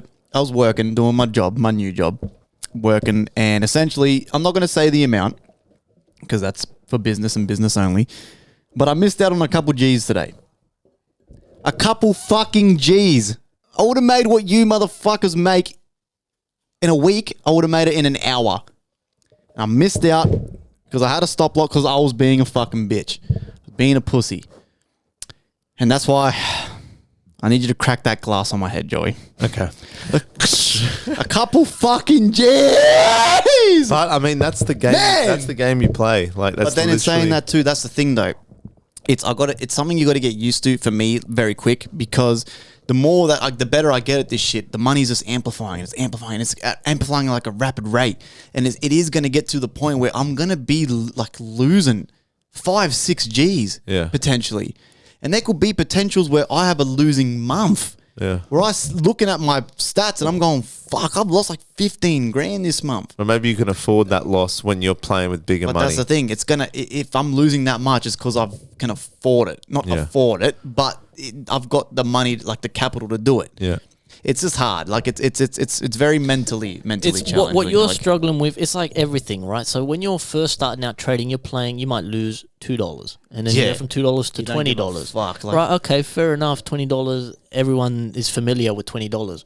Then you start losing $200 a trade, and you're thinking, all right, well, he's getting it. But then once you start losing $2,000 a trade, and some dudes are losing $20,000 when they lose. Right. You know what I mean? He's struggling with seeing such a big number because we're used to a certain amount of money. But once your account size matches that, your losses, that couple grand loss is no different to me losing $20 or fucking $2 or $10. That the average person with a normal fucking account size, you know what I mean? It's just amplified because you have. So it's More really, money. it sounds like a lot, but comparatively to what you're working with, it's the same deal. It's just hard for him to.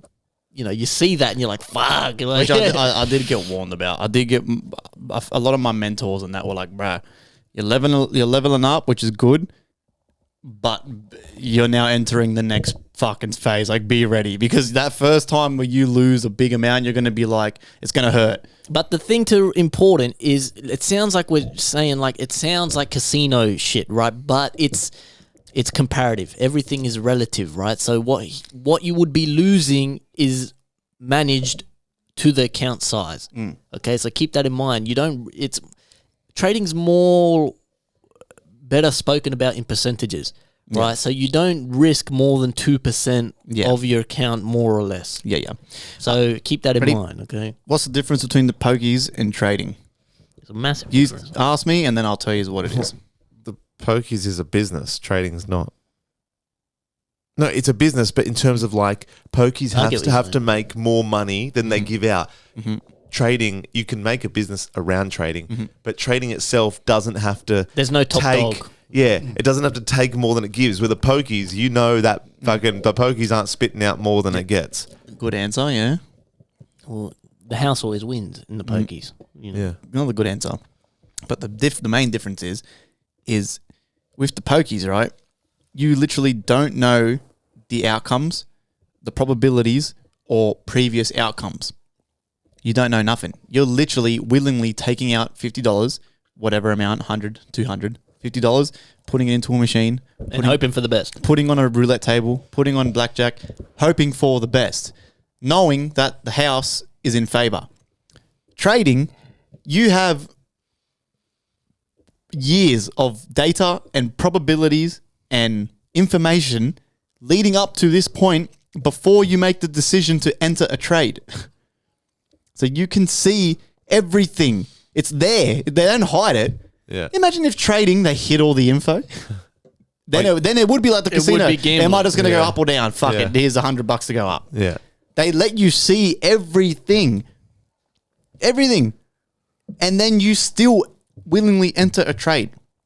That's the difference. Someone said that. I can't remember who the fuck it was. And I was like, oh, I'm like, that is a fucking Well, good. that's the obvious answer. Like Very good analogy. What makes it not gambling and able for a lot of people to do it as a full-time career is you're dealing with probabilities. You can't. There's no 100% trade ever, but you can get pretty fucking close. So you can get 90%, 80%. You just got to figure out a system that works for you. You know, you're dealing with things that move every day. It's like they turn the fucking stock market off, man. Every day, 5 p.m., they're like, all right, we're done. Leave it. Come back tomorrow. It's like, it's clockwork. And you can look at the news. You can look at things that move the market. Trading is just people swapping money. I'm giving you money. You give me your money. People swapping money at different levels when they see the asset rise and fall. It's just, gambling, you're just hoping for the best. And there's a business owner he's feeding his family with the money you're putting into the pokies. Yeah. Whereas trading, it's just average Joes, me and you, big businesses. Everyone's just, swapping money. Hold on a second. Light bulb. Why don't we fucking go freeways in a fucking pokey machine and pay some pub in Western Sydney to house it? I don't know how that works. How the fuck would that... I'm sure there's laws and legalities. Yeah, but think of the money we'd make, bro. I'd probably be the one playing it. We're all playing it. Bro, when you were saying before about the other business ideas you wanted, I say this to my missus all the time. I got a couple ideas, right? One of them is we do everything, right? And we call it trip jacket, whatever. Trip jacket apparel, already done, right? Next thing for me will be trip jacket muscle, and we make a gym. You know how much, trip jacket muscle. Bro, you know how much money gyms. I feel like if you had a gym and a nice one You too, just need a lot of money. You need a lot of money for the passive machines. income. Yeah. Yeah, it's a lot of money to originally start up, but like once it's rolling, like dude, Yeah. you're just getting passive income. trip Yeah. jacket Right. muscle. And they're locking people in a contract as well, bastards. Yeah, So, yeah, you don't even right. go to the gym anymore, and they're still fucking taking money out of Yeah, your pocket. man. Fuck yeah. But yeah, I think like a gym's a great idea, man. That's a great idea. It is a good idea, Once bro. we're fully established, we have a lot of money, we're rich, like maybe when we're like 40, gym, man, I'll open up a gym. Yeah, there's Told so you, many, bro. What? so many gyms around, eh? Yeah, it's dime a dozen, like, everywhere, bro. Been saying this for a long time, man. Once I got money, bro, I'm going to be a fucking dangerous guy. Dangerous. I'm telling you, we will be in here and I will have a llama on a leash and like a $20,000 parrot And an 8-ball. on my fucking... Yeah, and just like fucking right there, mountain. And with I'd force DZ into doing it, even though I know DZ doesn't do that shit. But I'd be like, "You're fucking doing it," and I'd be like, just rub his face in it, like. But that's the thing. We got to be like smart with Smart. it. You got to be smart. smart. With We're it, of for course. the people, and We're for the people. We're for the... And because you see those guys that get successful and they start getting on the drugs and the gear and they throw their life downhill. It's like Chilling It. The funny thing about Chilling It, look, I like Chilling It as a rapper. He's quite good, okay, as a rapper. But the funny thing is, I've seen him for the longest time. He's bulked up a lot recently. Has he? And huge. He And says he's not on gear. he but preaches he's not on I gear. don't believe it. Yeah, he And is, all of a obviously. sudden, He's he's John also Holmes. bold now. So he's not on the gear, and he's The also thing is- bold. because test, although it increases your body hair, right? Your testosterone, which means more body hair. The hair on your head. It could bulge you. Not everyone, but it A can lot send of you bald. people. Huh. And There's the a good thing chance is, of the going thing bald. is, he smokes that much weed. As someone that has smoked not as much, but at one point in my life, I was smoking almost as much as him. Maybe. I think he smokes. He's always smoked more than I ever have. But it's someone that knows how weed affects you. Like weed really, like if you're a regular user of weed, it decreases your appetite like naturally a bit. So it does affect your gains. And he always preaches that like he'll have a billy right before he trains. He'll have a billy and then he'll eat straight pre-workout with powder and then a swig of water. So he'll literally go punch a cone, have have the, and he'll do it on his Instagram, punch a cone, have the scoop, boom, and then water. And then he'll go and he'll film himself training hard, which it looks like he trains hard. He gets after it, right? But the thing is, like, unless he's got good genetics or whatever, it's very, very hard to get from where he was when he went through a year phase where he was full drug fucked, like bad. And my mate seen him out in the street with this ratty girl, and he was just like holding a bottle of Shivers Regal, and he was just smashed my God. as skinny as. And then he turned his life around, good on him, whatever. And I even inboxed him. I swear to mums, I used to go back and forth with him. So I used to go back and forth. I was reaching out on inbox because I was fanboying him for ages, never replied. Then once he replied to me. Then when he replied to me, I was like, bro, what are you on? Test or what are you on? He goes, nah, bro, like on nothing, blah, blah, blah, just Billy's and food. And I'm just like, fuck off, man. Like I've been on, for someone, I've been on gear myself in the past. So I'm like, I know the signs, the telltales, and you can't get, It's just obvious. you can't make those gains, right, while smoking that much weed. You just can't do it, and it's but whatever. Do what you want to do. But Even take out the weed, like you can't go. It was like he was skinny doing the music like he was, and then 3 weeks later he was some big guy, and then he's going no gear. No, everyone's commenting. But gear, I don't gear. know He's like, why. No gear. Why lie about so it? I don't care who does it. I fucking done it. No one I does. No one never does. hit it, bro. Never. If someone was like, "Oh, you're looking good," so one of the first things I say, "Yeah, I'm just been running this." Like, This is my. I would honestly tell. I'm on this. I would tell people because I just don't care. Yeah, because, why lie though? No one does care. Because but even though it is cheating, or whatever, but you still need to put in the hard work. it's hard work. But though. some people think though they're gonna be deemed a cheater, and you can't do it naturally. It's like, well, fucking hell, like it's not like that. But some people just get they want to who take the credit. gives a fuck, It's like yeah. it's like people fucking on Viagra, but not telling the girl that they took Viagra. Do you know what I mean? It's like good it's example, yeah, yeah. it's like. You don't want to tell the girl, you're like, no, this is all me, baby. So it's like when they're sitting there in the gym and they're jacked, it's like, no, I did it all natural, just hard work, dedication. Like, Because no one cares if you're on gear, man. No. Like it's a weird thing in the fitness industry that there's still, for some reason, some stigma. I don't know. But I don't know. I think there's a lot of people do it without knowing the full knowledge of like how important diet is as well, and they just rely heavily on the gear alone. Yeah. So that they don't eat enough, they don't eat the right things. So then when they blow up, they lose all of it. Yeah, the yeah. guys that lose all of it after did not do it right. The guys that keep some of it, because you're never going to keep it all, but if you do it right, you should keep the majority of it. Yeah. But a lot of people just go blow up, and then they look like. Have you ever seen those guys and they got off, and you're like, oh my god, like. Oh yeah, you're- they get flabby and shit. Yeah, like you're always going to lose size, but not like. You shouldn't go from like Matthew McConaughey when he's healthy versus him in that, what's that movie that he done where he had AIDS? Matthew McConaughey? the Dallas Buyers Dallas Club. Buyers Club. Yeah. Like you shouldn't be looking like that, bro. There should be a slight difference. It's like Conor McGregor too. Like that's just he's on gear. Yeah, now he's ginormous. He's got that puffy face, bro. Yeah. Like if you try to hang him, the noose would slide off because the guy's got no neck. He's just like It's like a thumb. His head looks like Yeah, Grimace, yeah. just not purple. Yeah. chilling. If you hear this, bro, we love you, but don't lie, man. Yeah, We don't know. lie, bro. We know.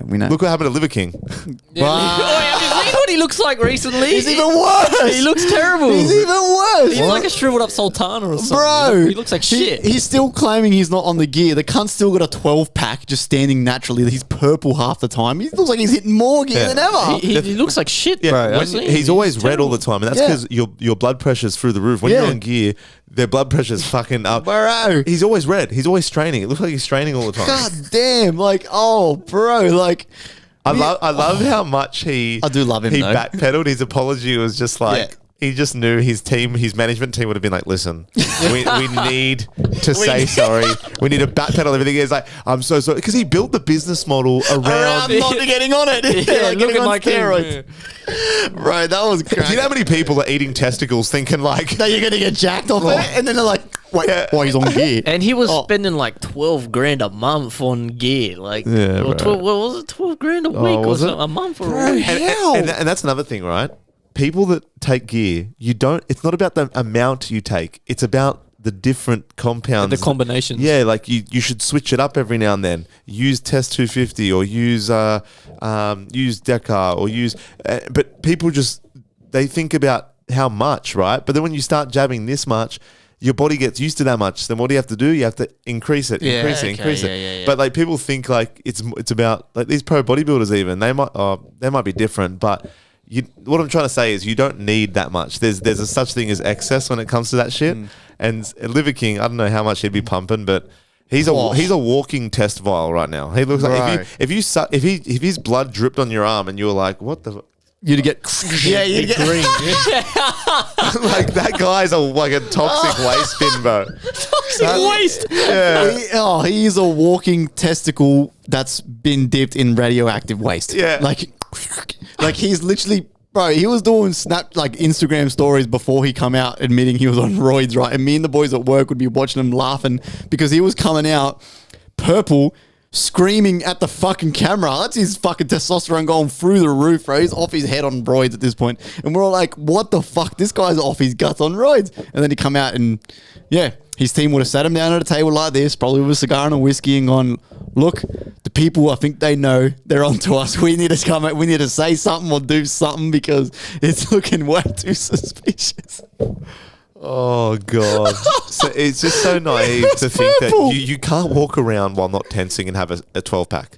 You just can't. It's genetically impossible. I swear he was sitting down, and you can still see it. Yeah. Like impossible. It's so obvious who's on gear and who's not. You can look and you can tell. Obviously, people who are subtle with it and just want to bulk up a little bit, it's harder to tell. But when these dudes are walking around, you just know. You can tell what's achievable and what's not. He has dick skin all over his body. You know that dick skin where you pinch the skin? It's just like he's like no body fat on him. Dick skin. Yeah, it's literally dick skin. Like next time you're hard, pinch your dick skin. That's what he's got all over. Just veiny fucking like. I'll be sure to do that next time. Yeah, next time, legit. No, take some time. Take My some one time. comes out like a long handkerchief. It's like Like a wizard Like a sleeve. magician, yeah. Like you know the hang. it's just never ending, different colours and shit. My God. Fucking Bro, I feel like at one point of the podcast we always like go off on tangents. What Yeah, I was gonna say, what I was gonna say ages ago before we started going on the Liver King. About dick skin and Liver King. I do love the Liver King. I would love to have him on this pod, bro. I do. I've always been. I feel like he's like the dad I never had. Yeah. Liver King, just an angry purple dude. Well, I do. I'm gonna reach out to him, see if I can get him on the pod. you got a question in the Discord just now. Okay, yep. Read it out. M16 says Iggy. Well, it's not really a question. He says I recommend 150 push-up every day challenge. If you do that, maybe you look like Liver King. You do 150 push-ups every day. If the bottom of the push-up was the end of a needle, and in that needle had test. Yep. So when you were like going down, it just injected you. Yeah. Right? Well, I do have Around the Roids coming next week. Have you seen fucking? You saw One Punch Man, didn't you? Yeah. Isn't that funny? That to get so strong, all he does is 100 push-ups, 100 sit-ups, and runs for 10 minutes every the day, fucking and then strongest he guy ever, can kill everyone with one punch. Yep. Maybe. Well, yeah, it's like Hunter x Hunter. The one of the strongest guys in the show got so strong because he was doing 10,000 punches a day. Oh, don't tell me he was doing that. And he got fucking ginormous off it. But anyway, fucking That's hilarious. just quickly before I forget, and then I've got a few little topics we can go off. Did anyone see the news I shared on my Instagram? UFC and WWE Oh, yeah, I did see that. officially joined together on Tuesday to make a stock called TKO. Now, WWE always had a stock already, but they've merged with the UFC. Interesting if you're an investor or if you're into that trading world. We won't get into the schematics of it, but just thought I'd get that out there. I did share it on my Instagram story. UFC stock and WWE is only going to go up. There's no. That's what I'm saying. They- Do you buy a whole bunch of it now and just fucking if I let had it the ride? money, if I had the Right. money, I would drop my whole fucking. I would drop everything into that shit. I think UFC is on the like one of the top sports on earth. It is now Oh, already. 100%. Because like it's just it's only going to go up. But because the UFC and the WWE they announced the merger a couple months ago, didn't they? Where it's like the same company now, the parent company. Yeah, they're called TKO. the umbrella company. Yeah. Right? Yeah, They- yep. There was a bit of controversy around that Yeah. because some people go, you know, it's not a good look for UFC because WWE is obviously entertainment. It's not. It's real as in what everything they do is real. The physicality. The entertainment. physicality. The end result But is but it's fixed, right? But then you don't want to kind of mesh the two because then it's going to be, you know, how Conor McGregor and Chael Sonnen and all those people that like to talk. It makes it entertaining, right? But then you get some that like Henry Cejudo when he talks shit. It's kind of like The Rock's talking shit. It's like, you know, like it's like a wrestling vibe. Yeah. But you don't want UFC to stray away from the realism that it provides and then feel like. But at the end of the day, they're two men fighting in an octagon for real. But in terms of all the shit, the drama that filters around what goes on, you don't want it to kind of end up like you're watching WWE and UFC. You can't even tell the difference. As in, like, you know, what I mean? get what you're before saying. the fight, after the fight. You don't want it to look scripted and be scripted. No. Yeah. Like I like shit talk, but Conor McGregor is the best at it. Like that shit wasn't right. scripted. But the biggest thing about like props, like at least what I saw people saying, like at least the UFC's not fixed, is because how upset Dana White clearly is that Sean Strickland won. Yeah. I thought Dana White likes the upsets because it's good for the. But he's upset it's Sean Strickland because he can tell. I've seen so many interviews with Dana White like talking afterwards. He's clearly like rattled. Because that guy would have had 50 mil and not sign you to knock him out. But the thing is, no, it's bad for the business because Sean Strickland is so like vanilla. The shit he says is not marketable. Like they got brand deals and things, and I thought those brands don't want to be associated with what Sean's saying. Exactly right. So I thought that he could be pretty marketable because he's like the Donald Trump of UFC fighters. As in, like, he's not your typical champion, but he can fucking fight. No, but it's not marketable though, because I watched the post press conference where again Izzy lost, and all of a sudden he just wants to dip away and go spend time with family. But every other time he wins, he's there for 2 hours talking shit. But anyway, so Izzy dips, he fucks off instantly because he wants to see family when he just got fucking beat. He fucks off. Sean Strickland's there, and he's like, I don't give a shit about any of this. He goes, I don't give a fuck about this belt. I don't give a fuck about this. He goes, I just love fighting. He goes, that's it. He goes, I'll fight whoever. That's it. I don't give a fuck about this. Don't give a fuck about the problem. Yeah. You know what I mean? So that is like what DZ is saying.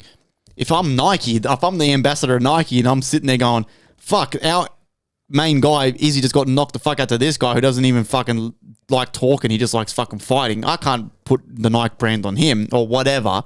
And then Dana White's there fucking with a fucking soft cock because he's fucking, he's one of the biggest crooks in the whole fucking sporting industry. But anyway. It's not even that though. It's the stuff Sean says because he's got said no some filter. crazy shit. He says stuff about women and whatever. He's just very edgy. And brands in this modern world, that's fucking cancel culture world, brands are gonna see this guy is a champion and we've got our name on the fucking octagon floor. You know what I mean? And this guy's on stage talking about women and saying crazy shit. That's more the line, but you could just tell Dana White they love Izzy as a champion. They love him, like, you know what I mean? Because I'm the anime guy and I love children and I'm African, but tomorrow I'm New Zealander and then I'm fucking. Sean Strickland has even said that he might struggle in the rematch. You know what I mean? Like it's gonna be tough. Izzy probably underestimated him, or whatever everyone did, and it's just. I think he beats him again. I think he beats him again too. I really think he beats him again too. He's one of the. He's got one of the best defense in the middleweight division. But the thing is, like you said, he doesn't like to. Izzy's very like he does the walkouts where he dances or he does the fucking anime shit, and he's a showman, right? Yeah. Strickland isn't a showman, but he's a dog, bro. Did you see how he came out to the Ants Go Marching? Fucking yeah. It's like it's watching one by one. It's the tune of that. It's a different song, it's that tune. Oh my God. And everyone in the comments is like, "Dog, this is the fucking Ants marching song." But bro, but that guy, like, I don't know. He's just. Did you notice the Aussies were cheering for Strickland and everyone was doing thing? And at the pub I was watching it at, everyone was cheering for Strickland. And really? so was I, because we love an underdog. I like the underdog, Yep. and Izzy. Everyone was saying Strickland's cringy. I reckon Izzy's just as cringy, or if not more. He is the most cringy fighter. Because who, Strickland or Izzy? Izzy, yeah, bro. Izzy called Duplessis. Sorry, what's his name? The South African guy that beat. Drakus or whatever. Drakus, whatever. He beat the South African guy that beat Robert Whittaker. He's South African, right? But he's white. And then Izzy went in the octagon and approached him after saying, because he was next to fight him, he was supposed to be fighting him instead of Strickland, and he called Duplessis the N-word. He kept saying it the over N-word. and over. And he kept saying in the he's octagon. not a real. He was saying he's not a real African and shit. Like, but it felt weird. A black dude like Izzy calling a white guy that is South African that N-word. It did feel weird. I don't know. It felt weird. The anime shit is I love anime and I love nerdy shit, but Izzy is just a little. Bro, hold on much, a second. man. First of all, Izzy is saying that to a South African, yet Izzy was born here, claims he's this, but fought in Australia or whatever the fuck his backstory is. Like, no one gives a shit. You're not Australian. You're not New Zealander.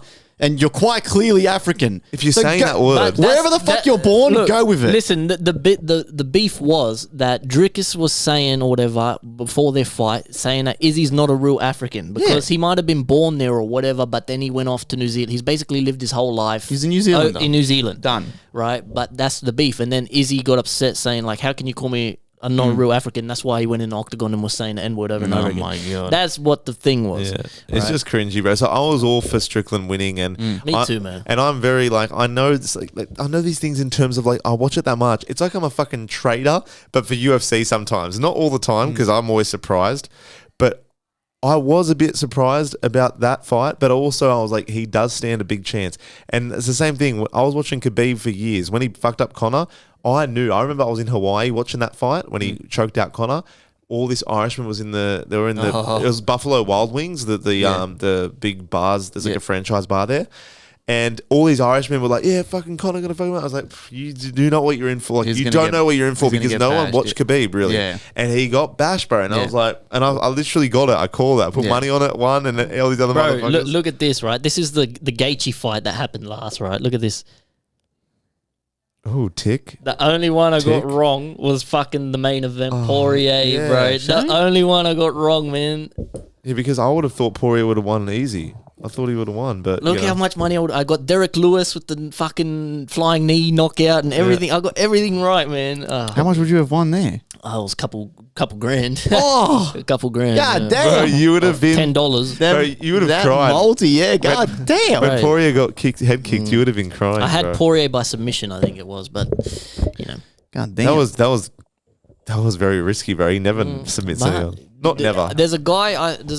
I follow a couple guys on TikTok, and I saw this one dude. They share like their bets and their parlay. They call them parlays in America. Like a multi for some reason. A parlay. And he shares his, and he got Strickland by decision. And when he shared it, everyone's like, "Bro, what are you? No way, and he got it. And he got it. That is crazy. He's good, man. I see this guy all the time, and he's good, man. He's got the wild picks. Because that's usually how Strickland wins. When he fights people, he usually decisions them or maybe KO, but usually he just because his cardio is fucked, bro. Do you know how when people get tired, they breathe from their mouth and they're like. But his face, if you watch that fight again, this is his face the whole fight from round 1 to round 5. It's just mouth closed, just like... He's like a statue, man. He's like a North Korean soldier. Straight back, full-on posture. Yeah. Just dunk. Yeah. He's like, you know those kangaroo pens where you press the thing and the boxer goes... Exactly. And that all comes down to what he probably, like you said, in that thing, in his training camp, he was just sparring 20 rounds. Instead of sparring for 5 rounds and then having a beer with your mates and fucking watching anime and doing shit, he's just sparring for 25 rounds, 20 rounds. And the thing is... Good on him, man. He fights people that... maybe a bit less experienced, right? So he's not really copping major damage when he's sparring. Yeah, of course. They hold back a bit. But the thing is, a lot of people don't spar. Like Max Holloway, he's one of the greatest to ever do it. He'll go down in the Hall of Fame for sure. But because he knows how to fight, certain camps work different for certain fighters. So he never spars anymore because he's been in that many wars. He's been in the game since he was 21. He's like 30 something now. But he finds it better when he doesn't spar because he goes, bro, I know how to fight. I'll just train. But without the sparring. Whereas Strickland is just all for the sparring. Fighting. But he even said after the fight, he goes, I've sacrificed a lot of brain cells for this camp. But, you know. He's great, man. I think good on him. I don't know. If it happens again, I feel like Izzy's going to knock him out. But... Because I feel like he'll win. I feel like I want him to win again. I really do. I honestly don't think Izzy wants that smoke. I honestly think Izzy would just be like, I want a long time off, a long hiatus. He does deserve the break because he's defended the belt enough. But I do not think he wants that fight. Maybe he'll go for it again, but I think he loses again, bro. In your opinion, who do you think is the best fighter? All weight class, everything. John Jones. All time. But it pisses me off. Yeah, it pisses me off because he's a fucking drug addict, right? Yeah. And he's like, oh, I'm in the contention because... And fair enough, because he's beat everyone, bro. But in terms of active, Volkanovski is... honest. I'm not saying that because he's Aussie, but he is the most complete... no one can beat that cunt. On the ground, he's always 2 steps ahead. On the ground, he's 2 steps ahead. With Brian Ortega, they call him T-City because he's the best at doing head-arm triangles. So he had him in a triangle choke. Volkanovski got out.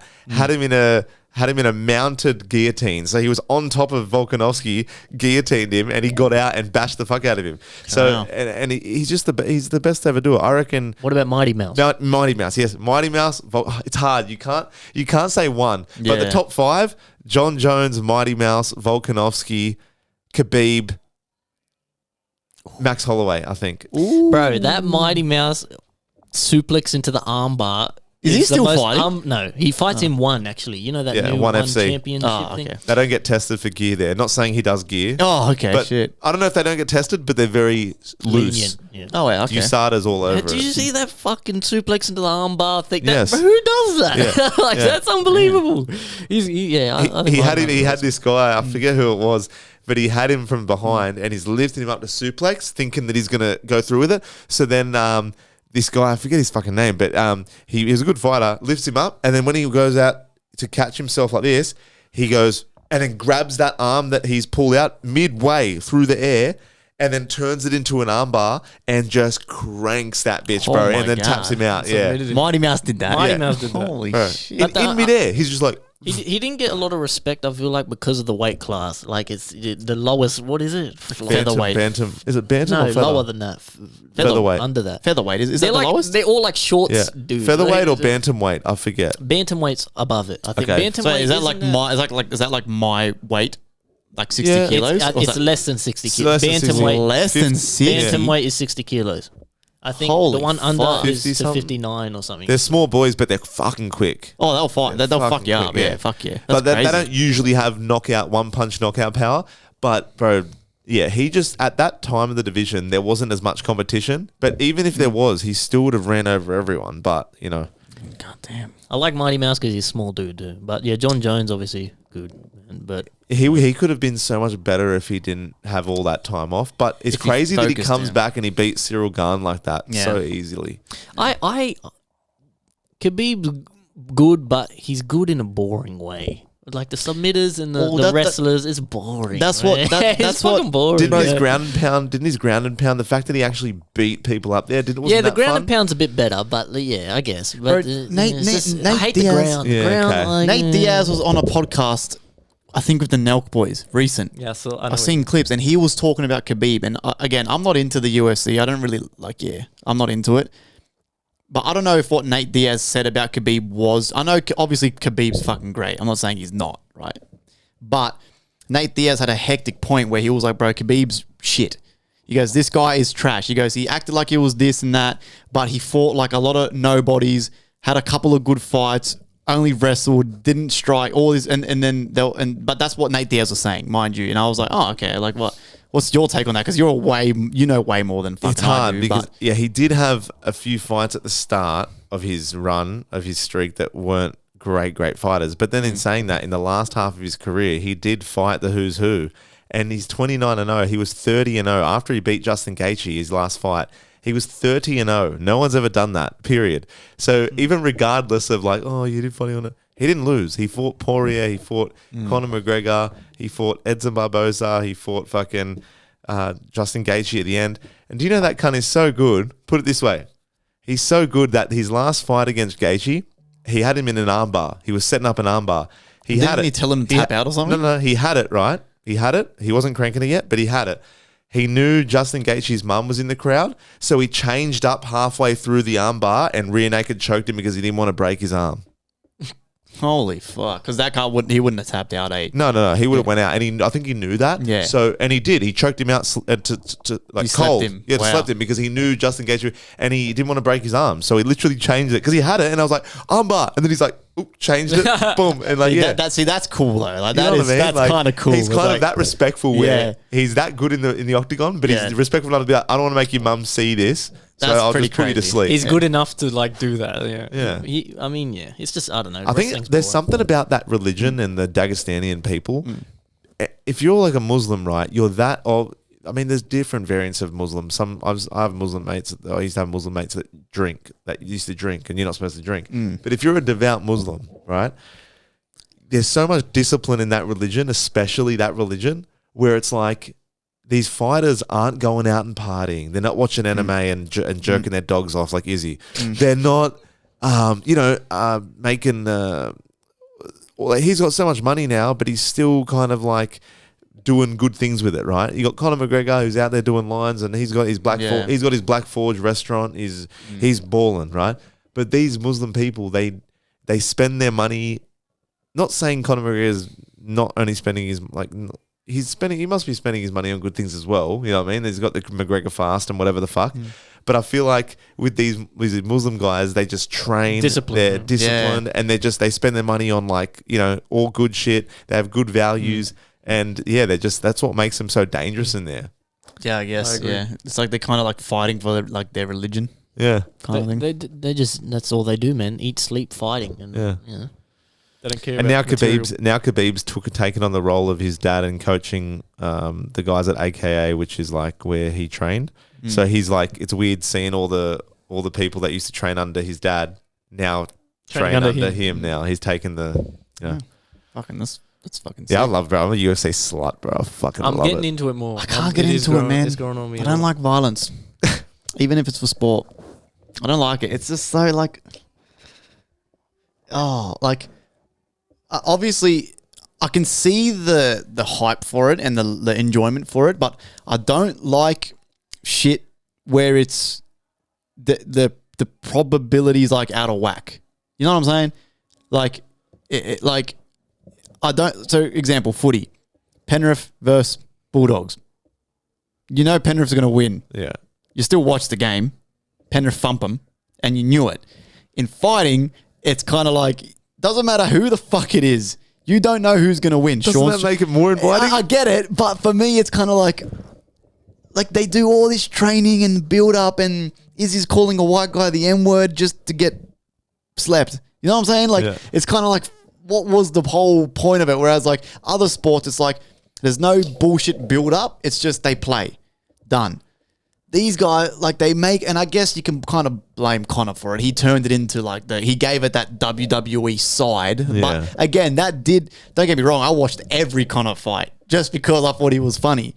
But after him, I was kind of like, okay, yeah, like I'm kind of over it now. That's just me though. Like, but I can see though the appeal for it because it is so unpredictable. I do get it. It's just like gladiators back in the day. It's the modern day gladiators. It is that. And it's funny that even now it still appeals to the masses. You know what I mean?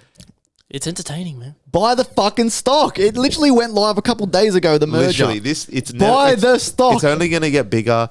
Dana White is just wiping his ass with $100 bills. Bro. He is such an asshole, that cunt. Bro. He's a fuckwit. He's a fuckwit, bro. I used to like Dana White. He's a piece of crap. First of all, he beat his wife in at this club. There was footage of him beating his wife. Yeah.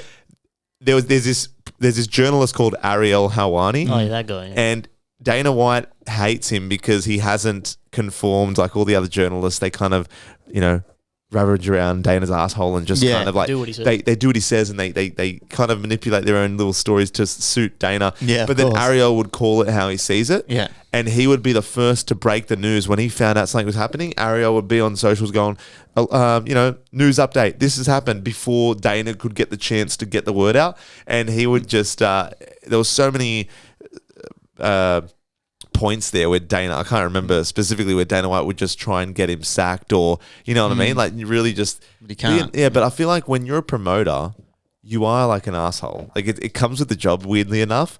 It's like he's a promoter. He's obviously, imagine all the backs that he stabbed, people that he stabbed in the back. You know what I mean? All the people he stabbed in the back along the way to get. But then again, a lot of people with that much money have walked all over a lot of people to get there. Do you know what I mean? You have to step on some toes. Yeah. And you know how Dana got the job? He was friends with the dudes who own the UFC. Yeah, what are they named? It was just their childhood friend. The two are they brothers? The two Italian brothers or something? Two dudes.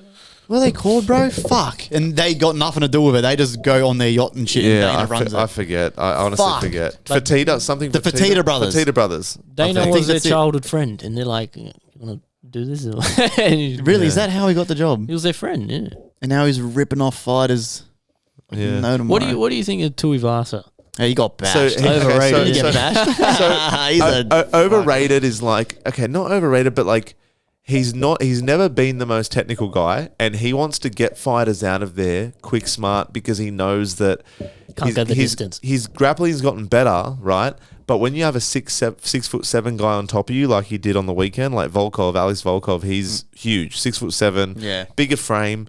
He had about a 8-inch reach advantage, and there's this crazy statistic that when the fighter opposite you has more than a 4-inch reach advantage, 4-inch reach, the probability of them winning is like crazy. Yeah. They're gonna lose. Maybe over 4 inches, but like 5+ inches. And apparently the inch reach difference was like 6 inches or something. The side, just the height Just difference. the isn't height. it? But like he made him look like a child in there. Yeah. Even though he's not, he's a beast. But you got to remember, Tai Tuivasa was number 6, ranked 6 in the world. So he's top 6. He was number 6 of the world. So when someone else comes in and beats him, everyone kind of wants to shit on the person that lost. But at the end of the day, you're talking about the top of the heap. So at that point, I'm pretty proud that he was even top 6 in the heavyweight.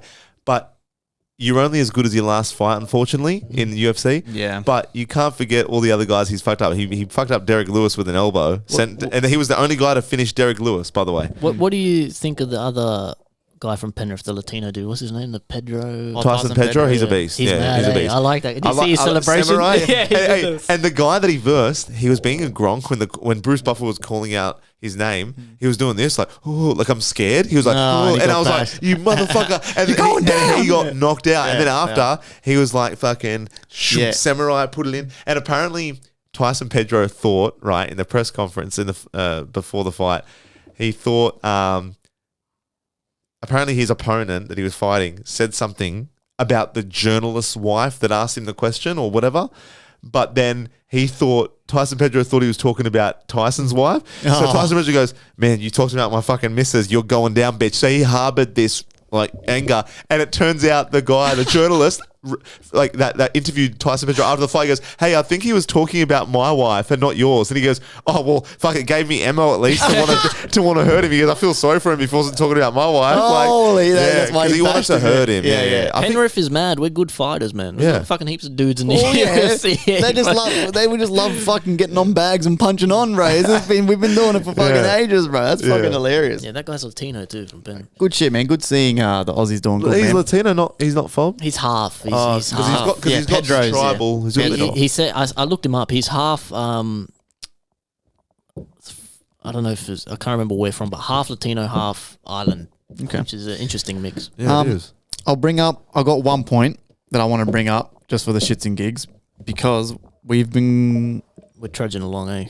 bro, we're going for 2 hours. Okay. That's no points. All right. God damn! Like in Mexico, the Mexican Congress, I'm glad you're saying this. 'Cause they were trying to prove alien life. Oh my god! They yes. brought it out. no, It was like 2 paper mache fucking things in a tub, and they brought them out, and they're all talking about aliens. This is important to note because a lot Yes. of people are saying that. They read the headlines and people blow it up. It's not the Mexican government. It's a journalist, an independent journalist, presenting to the Mexican Congress. government. Okay. So this is an independent journalist who has a history of making alien shit up. This guy has a history of lying about alien shit. This guy went to the Mexican government with 2 fucking little... like paper mache. And he's trying... So that's important, all right? Look into the shit before you go run with it, right? Because a lot of people are doing this, and it's not the Mexican government. It's a dude who's presenting to the Mexican... Is he Mexican? Yeah, it's all in Mexico. But it's a Mexican journalist who lies about shit. Hey man, I found these two little alien things, Holmes. They look kind of trippy, huh? Hey, vato. Hey, He's got his dick in a box. Like, Yeah, this is the size of a burrito, Holmes. But it does look like paper mache. Bro, it looks like me or you made it. I didn't even know the backstory about that guy being full of shit, but I took one look at those little fucking paper mache things, and I was like, and then it zoomed up on the face, and their face it is looks like, perfectly sculpted and shit. like what? What are we doing here? I got to give it to him. It was a nice mold. It was a nice mold. That could be the mascot that goes on the center of the table that you wanted. Bro, it's crazy. That shit made me crack up, bro. I was cracking up. I was like, this is fucking It's hilarious. like in a that- little coffin. But it was the generic alien thing as well. It was They another were reason. shriveled At up as least shit. make it unique. You know what I mean? Last thing, I saw this TikTok which made me lose my shit, bro. The TikTok comments are fucking savage, bro. I love them. Bro. I run to the TikTok Bro. comments. You know how people interview people on the street and shit? Like, oh, what would you do if your boyfriend, like, if you found that your boyfriend was texting your best friend, like this dumb shit? It was one of those, right? And the question was, what about guys makes them instantly unattractive? Bro, the bitch they were interviewing was quite overweight. Not the best looking woman out there. Okay. Just being honest. And she's going, oh, when men fucking aren't confident, when men do this, when men wear high level socks, when men do this. And I'm like, what the I'm like, okay. I'm like, she's not like the best. She's no like Angelina Jolie to be criticizing men, whatever. So I go to the comments and the top comment is, what the fuck is Moto saying? Oh, no. Like 30,000 likes. Oh, and shit. no. And I was literally in hysterics. I was going, like, It's Moto from Madagascar. Yeah, it's fucking crazy that like, and They don't give a fuck. I mean, she should be able to say whatever she wants. It's Of slack. course, It's slack to say, but there's a big but. If I like looked better, kind of with the lights on, you can't really, you know. You have no leg to stand on. You got to be the nicest person. It's like, if you look like that, be humble, bitch. You got to be humble. Bro, You know I don't give a fuck what anyone says. If you fucking weigh 150 fucking kilos, you shouldn't be out there criticizing no cunt about nothing. Yeah, You know what I'm talking about? if you weigh more than 155 kilos, lower your tone when you're speaking. Now, sorry. I heard this TikTok. I see this TikTok, and it's like, this girl's got a ruler, and it's 3 inches. It's like, if this is you, lower your tone when you're speaking to me. And then a guy goes, it cuts to a guy, and he's like, he's lowered his tone. I lost it. Some bro. I cunts lost are it. funny as Yeah. Right. Well, But sorry. no, but I was just saying, yeah, it's just, I don't know. Some people just, the TikTok comments, when I see funny videos, and I think everyone would have thought what you thought. Yeah, when you, but he just hence said it. you running to it, Yeah. right?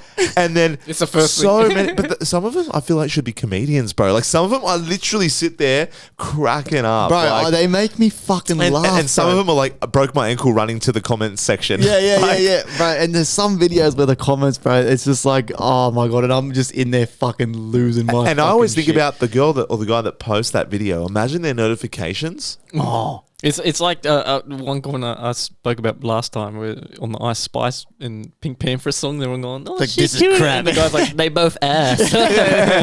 They both ass. That was crazy. Yeah, the notifications is fucked. I remember once one of my Instagram videos went viral. It was the video of me and Mr. McGeely playing fucking what was it called? Not Among Us.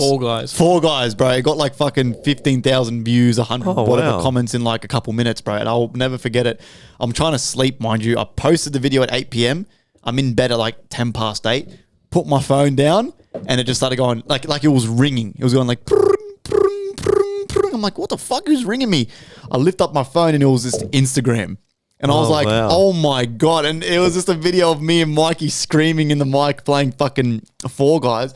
I had to fucking like put my phone on Do Not Disturb and shit. Cause Chloe's going, turn that fucking shit off. Like, The TikTok ones are crazy, man. We've had a couple videos on TikTok go fucking 500,000 views. yeah, did your fucking, did your, look at my. did your notifications pop off for those? Yeah, you can refresh, and even the one recently of the lighter, the fake lighter post, that's doing well. Is the one of me talking about the Elite still our most viral video? No.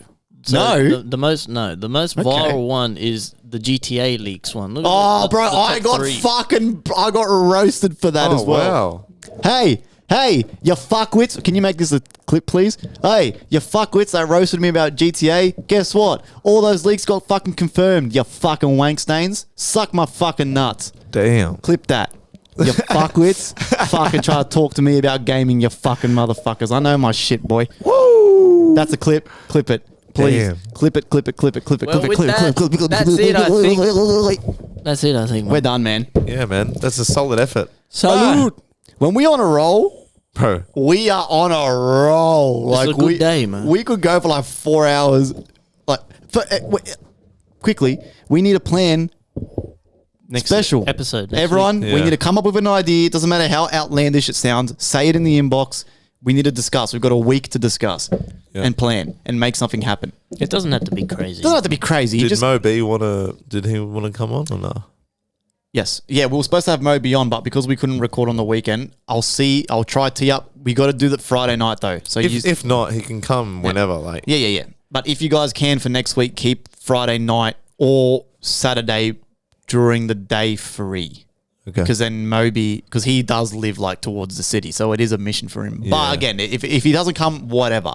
But we got to try keep one of the weekend days free get a guest on. I've got another guest actually I can line up as well. Who will probably come.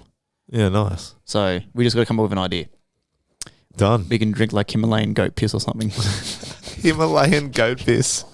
That's it for me, man. You guys got anything else you want to say? No, that's That's it, man. That's it. Thank you very much. 95 average fucking listeners. Thank you guys so much, man. Appreciate it as always. Adios. Ciao.